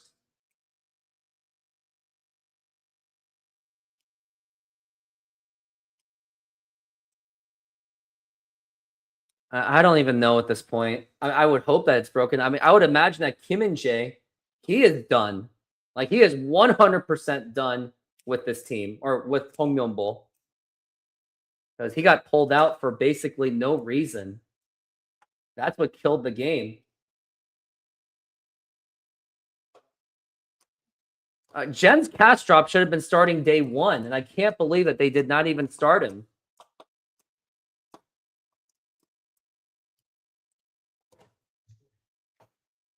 I mean, I don't really know what my future holds with Korean soccer myself. I mean, I do expect myself to be coming back for all these friendlies and everything else.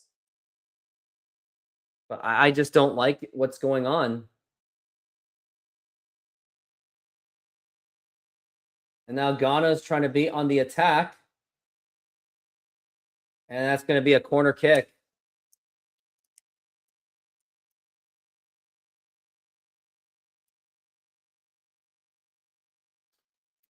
I mean, I think at this point we're just going to be accepting the accepting the fact that Uzbekistan is going to have to help us.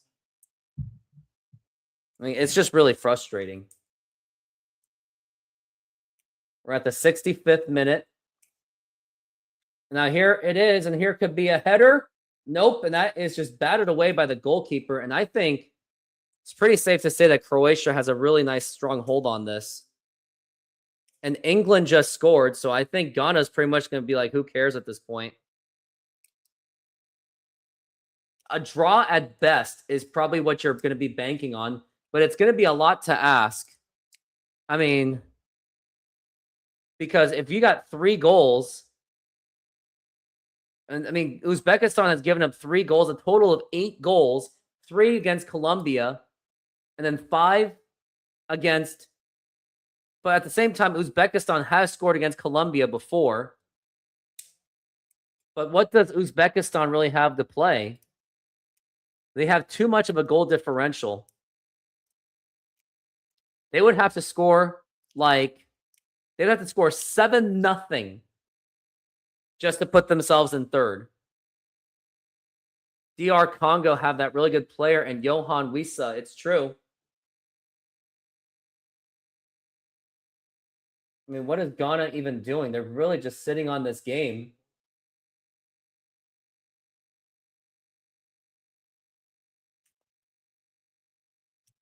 I mean, it was really a lot to ask for Croatia anyway. Or a lot to ask for Ghana against Croatia. Croatia, one of the top class teams, even though they've kind of been on their not so good end. Now here's a chance. Nope, that's going to be just play on. Yep, England just did score. So that pretty much puts Ghana's desires out of reach. And it doesn't really matter who they're going to face anyway. They're either going to face the winner of the Portugal. They're either going to be playing Portugal or Colombia. And they're both going to be tough teams either way. But I still think they should be pushing for a number 1. But, I mean, they're not going to because England is going to have too much of a goal differential. They now have a +4 goal differential when Ghana only has 1. So what's in it for them?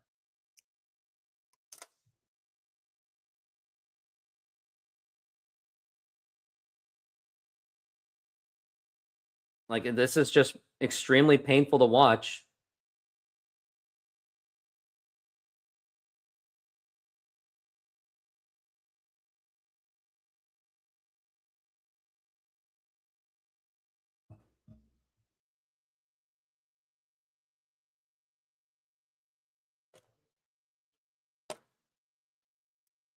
Scotland has a 0.07 chance.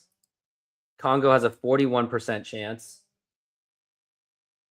Now it's going to be another water break.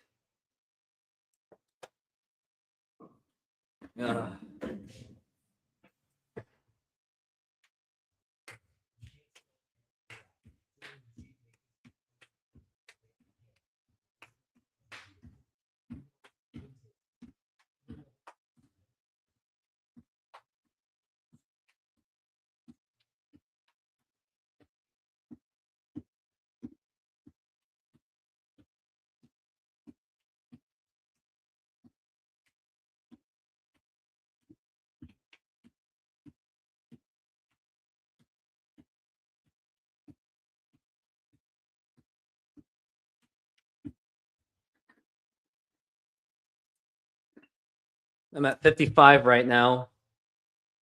I'm going to have to update my chart And I would really love to do this game.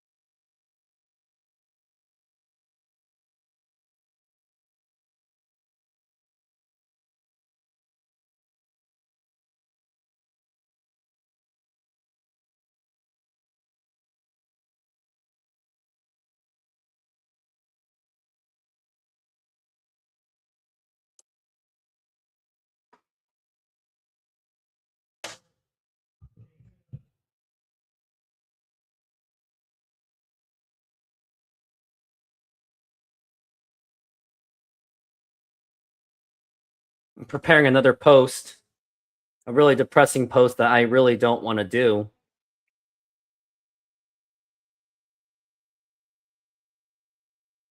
Like, it's really going to feel depressing without South Korea.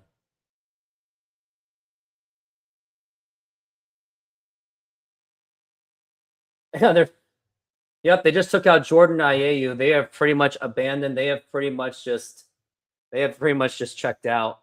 So it's pretty much over at that point. Now it's going to be on to the Uzbekistan game, which is going to be a lot to ask for Uzbekistan to tie the game. Like, you just don't see it happening. Like, it's just going to be very unrealistic. Like, it's just way too much to ask for. And I'll be doing that game in about an hour.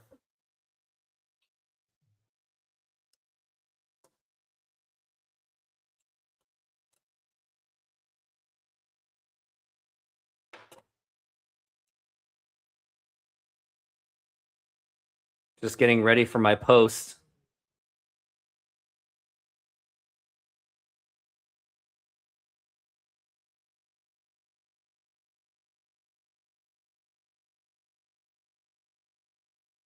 So pretty much this is just a bunch of nothing at this point.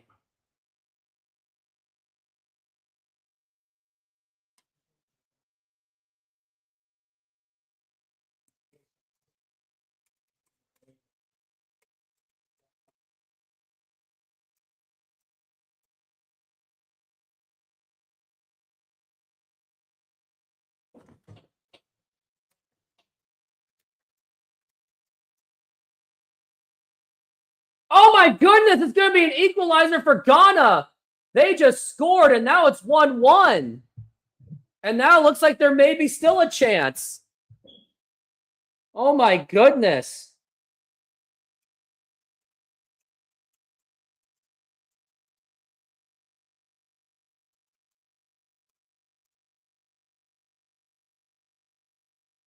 Oh no, they're going to pull it back.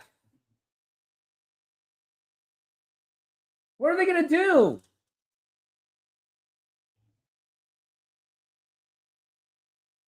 I wonder what. No, I think they're going to call offsides.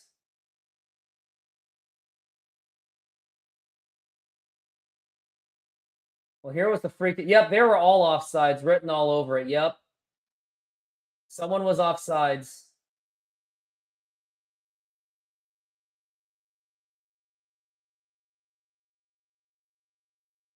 But he was not in offsides position, though, so that shouldn't matter.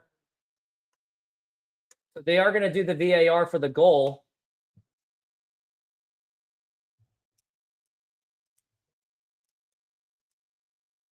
VAR is taking a look right now.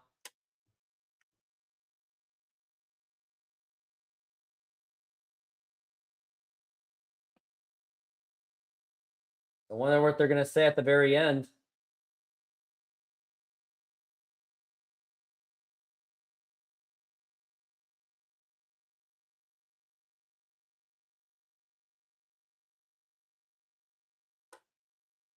Because the other guy, the one who scored was not offsides.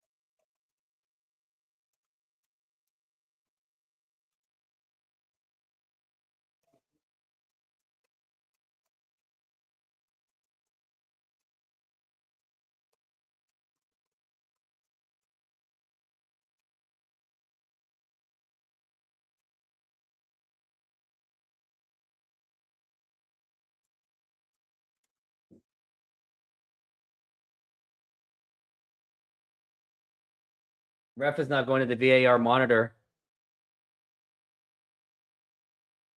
But I think they're trying to argue if there was any kind of interference.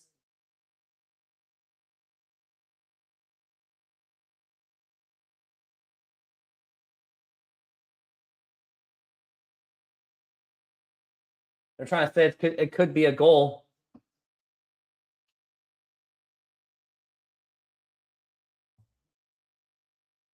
I mean, if Croatia loses, they would be eliminated.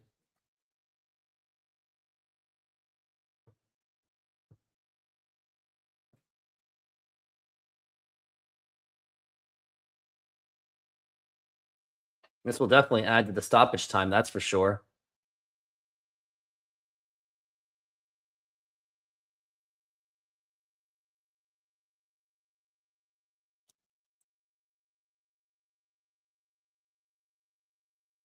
What we got?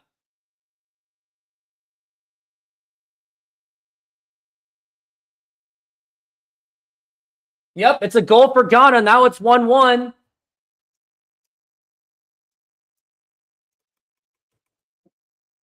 But the thing is, now that's going to clinch them to the second spot, and they're already out of goal differential range away from England. So what's really in it for them to win? So that's probably going to be it.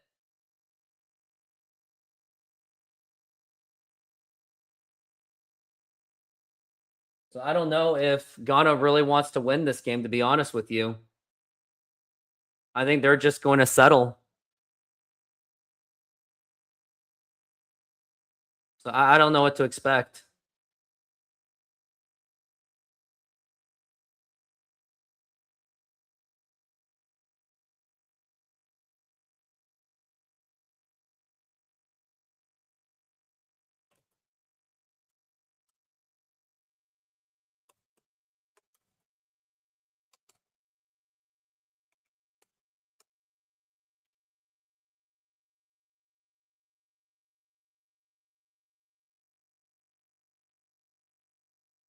I'm pretty much banking on the idea that I'm still banking on the idea.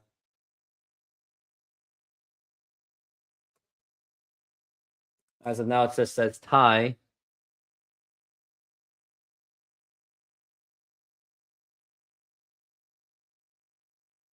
Now here's Croatia trying to get themselves back in front.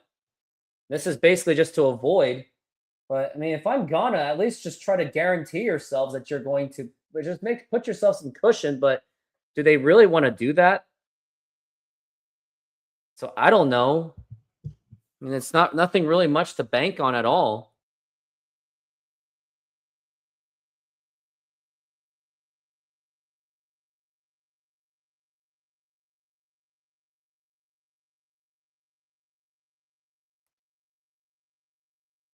Now we're at 78 minutes in. Now the game has been tied. And I think a tie is going to be the most likely at this point. That way. But actually, Ghana's going to want to win. The thing is, Ghana's going to want to win because they're going to want to at least be number 2. But the thing is, if they are number 2, they're going to be playing against the runner-ups, against Colombia or Portugal. And I think you still want to try to at least get to number 2. So there is still in play. Actually, no, Ghana is already gonna be number 2 anyway, so it doesn't even matter.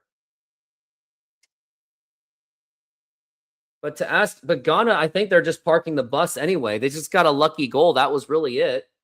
Croatia's gonna be down to.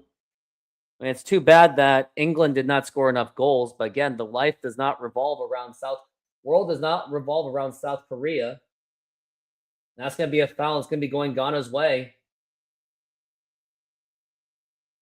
And 20 minutes away until Luka Modric could either be his last game or he could have another game to live on.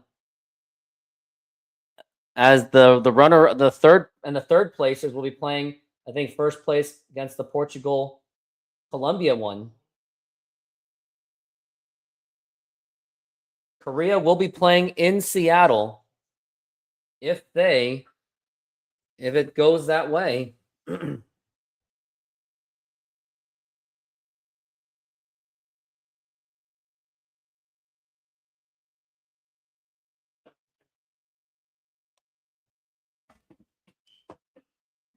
We're just gonna have to see where it goes.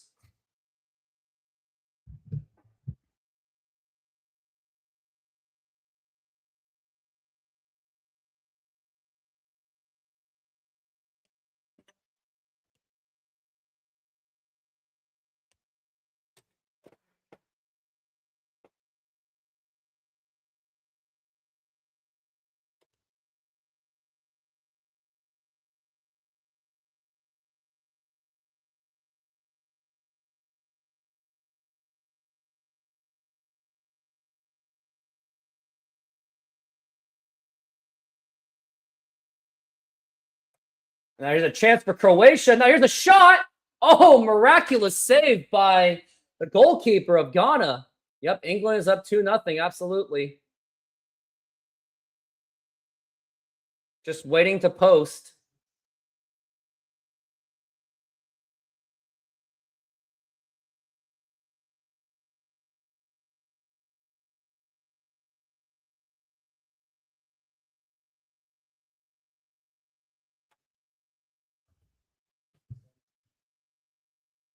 Oh boy. Now we're at 81 minutes. Croatia is going to try to score to put themselves back in the number 2. But would like to see Ghana win the game.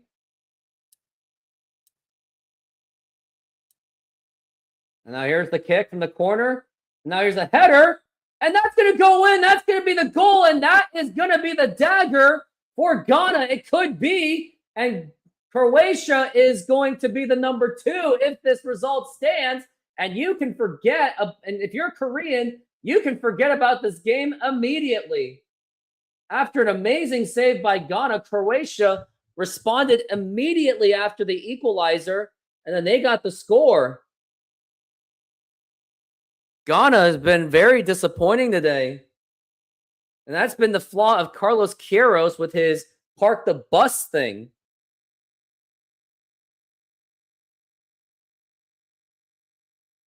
I mean, it just didn't really seem meant to be for Ghana to score. So now I think we're going to have to move on to the Uzbekistan game.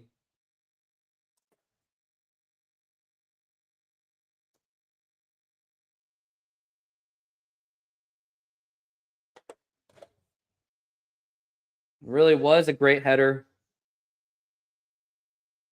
Now Croatia has the lead, and I think we can forget about this one. Now it's just a matter of formality.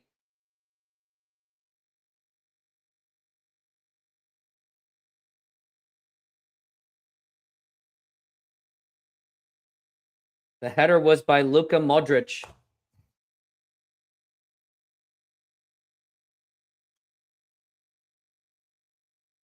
It was Vlasic with the goal.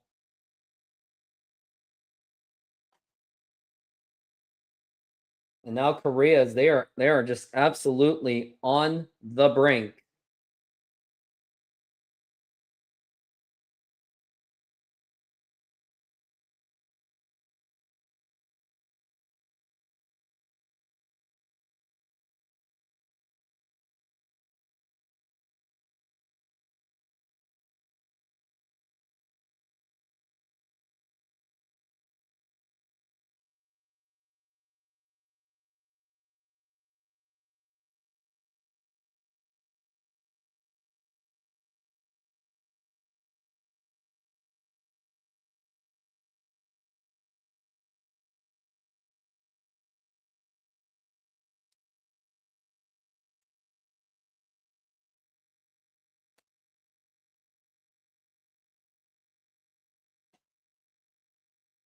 It's getting to the point that you're just getting to the emotion of acceptance. Like now their chances is just getting absolutely just devastated. And now I think Croatia's just going to try to score another one. Now here's a cross, headed away by Ghana. And this is just a very crushing blow for South Korea. But again, what's in it for all these countries to save South Korea when they couldn't even save themselves?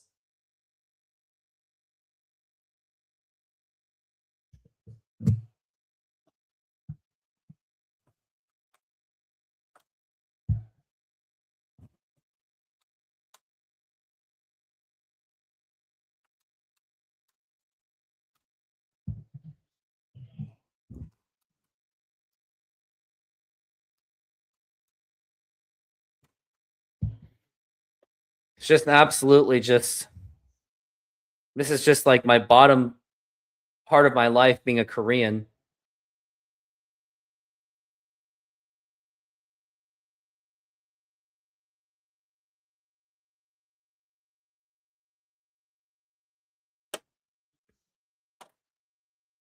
I mean, Ghana's already going to advance anyway.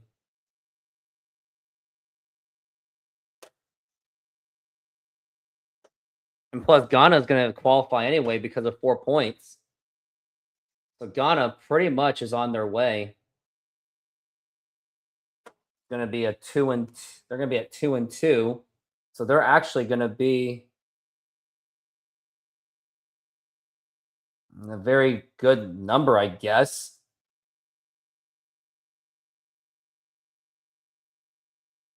And that's where it's going to be at.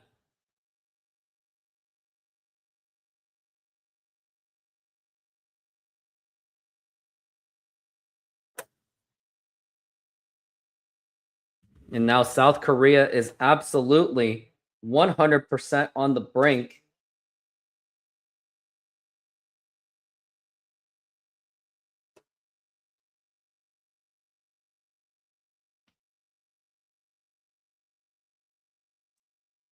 The Ghanaian fans are not happy. I mean, that's what happens when Carlos Queiroz plays that whole park the bus thing. It doesn't always work because it's bound to be prone for mistakes. As there was a player injured for Ghana as he is getting walked off the field. Croatia, yep, they are going to win this game. They're going to advance to the round of 32, while Ghana has settled for just the number 3 seed. But they'll still get a matchup. They're still going to qualify either way. They're already qualified anyway. Now it comes down to the Congo game. Congo against Uzbekistan. Now it's going to be Croatia's going to be on the attack again. Now they're just playing no mercy. Now they have an opportunity. Nope, that's going to be saved by the goalkeeper. You almost just want this game to be over at this point. As soon as the whistle blows, I'll be making another post saying that South Korea is absolutely on the brink.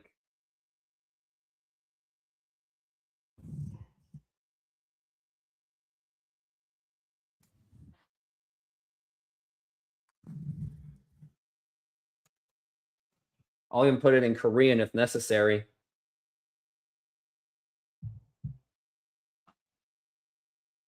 Now here's where we are. And now here's going to be possibly another shot. Now here's the nope, no shot at all. Flag goes up for offsides.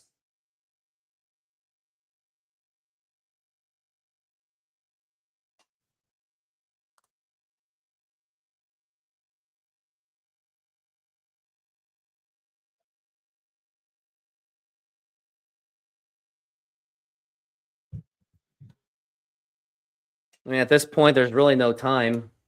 So I'm just going to get my post ready to go. Like, this is just really, really sad. Like, even all my baseball friends are like acknowledging that this is really, really bad.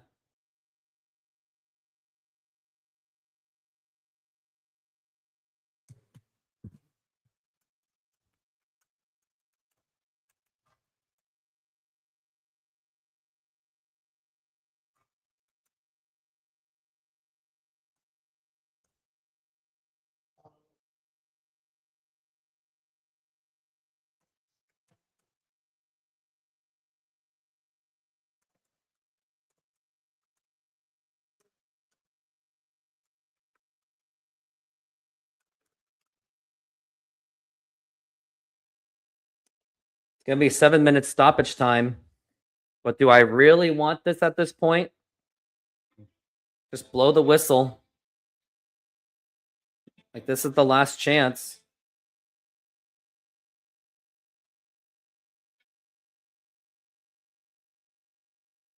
And I think that's going to be a penalty. Nope.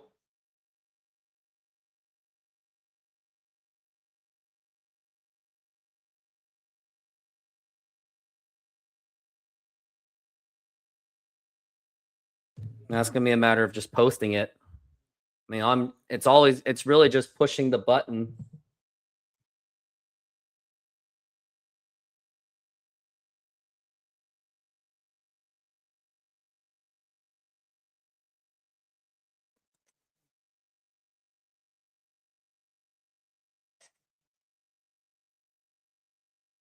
Now here's a free kick by Modric. Nothing much doing.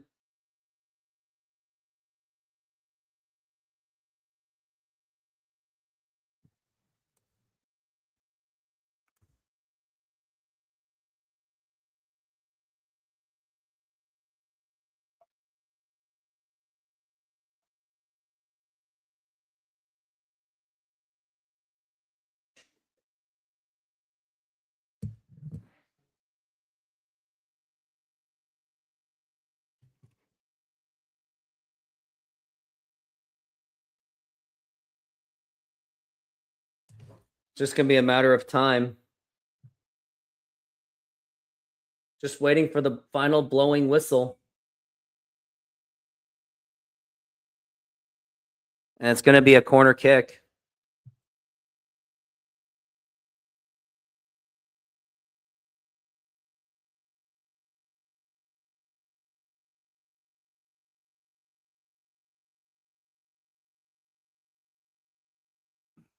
Two of these factors have to happen. No magic numbers were gained today. It all comes down to Congo and Uzbekistan, and I'll be taking a very short break after this.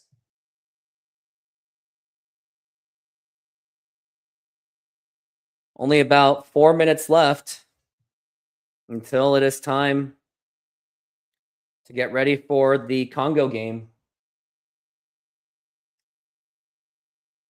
I mean, you just wanted a little bit more better things, but it just did not happen.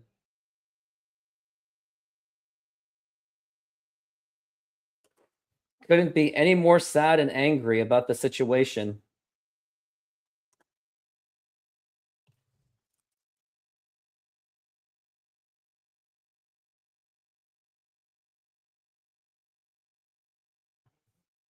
Modric is still trying.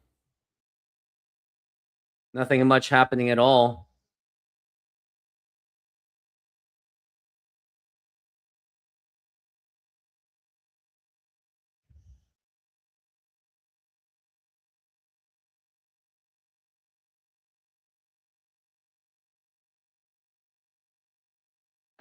Now, here's could be a possible goal for Ghana. He's going for the shot. It's going to be blocked. Modric is blocking everything. And it's going to be a foul. An issued yellow card. Now just 3 minutes left until it comes down to the Uzbekistan-Congo game.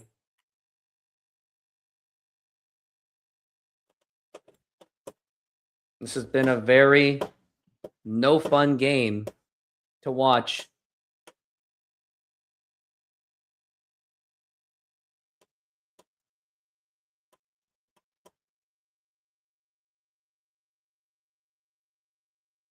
And all Hong Yong-bo could say was, Sawo. That's all he could say. That's the best he could say. It's really pathetic. And this whole thing was scripted for South Korea. I don't think there's going to be any scripts for Korea on this one. I mean, for Uzbekistan to tie against the Congo is going to be way too much to ask for. Unless Uzbekistan can just do something really, really stupid. It's going to be a free kick. Now we're just waiting for that final whistle so I can just get ready for the Congo-Uzbekistan game. I'm really just not in a good mood. Now here's the corner. Nope, they're just gonna chill out about it. And you knew that Croatia was gonna be a very strong team anyway. And now here's a nice cross. Now here's no shot.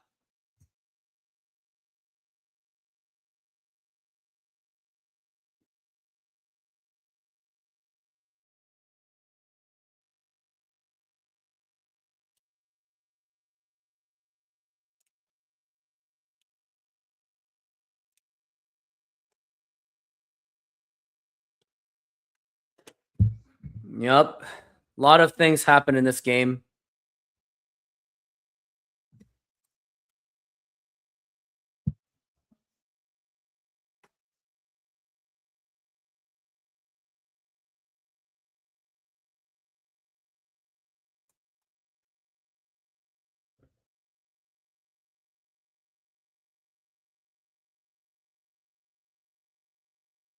Nothing much happening at all.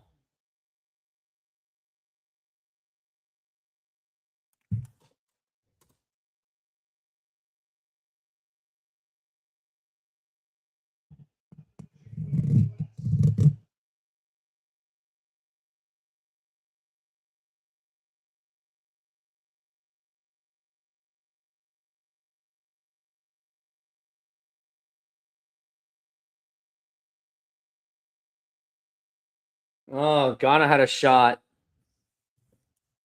But nothing much doing. It's going to be a few more seconds, and I think this is it. But at least Ghana can say that they have reached the round of 32 for the first time since 2010. So there's something to be proud of. As South Korea can't even do that.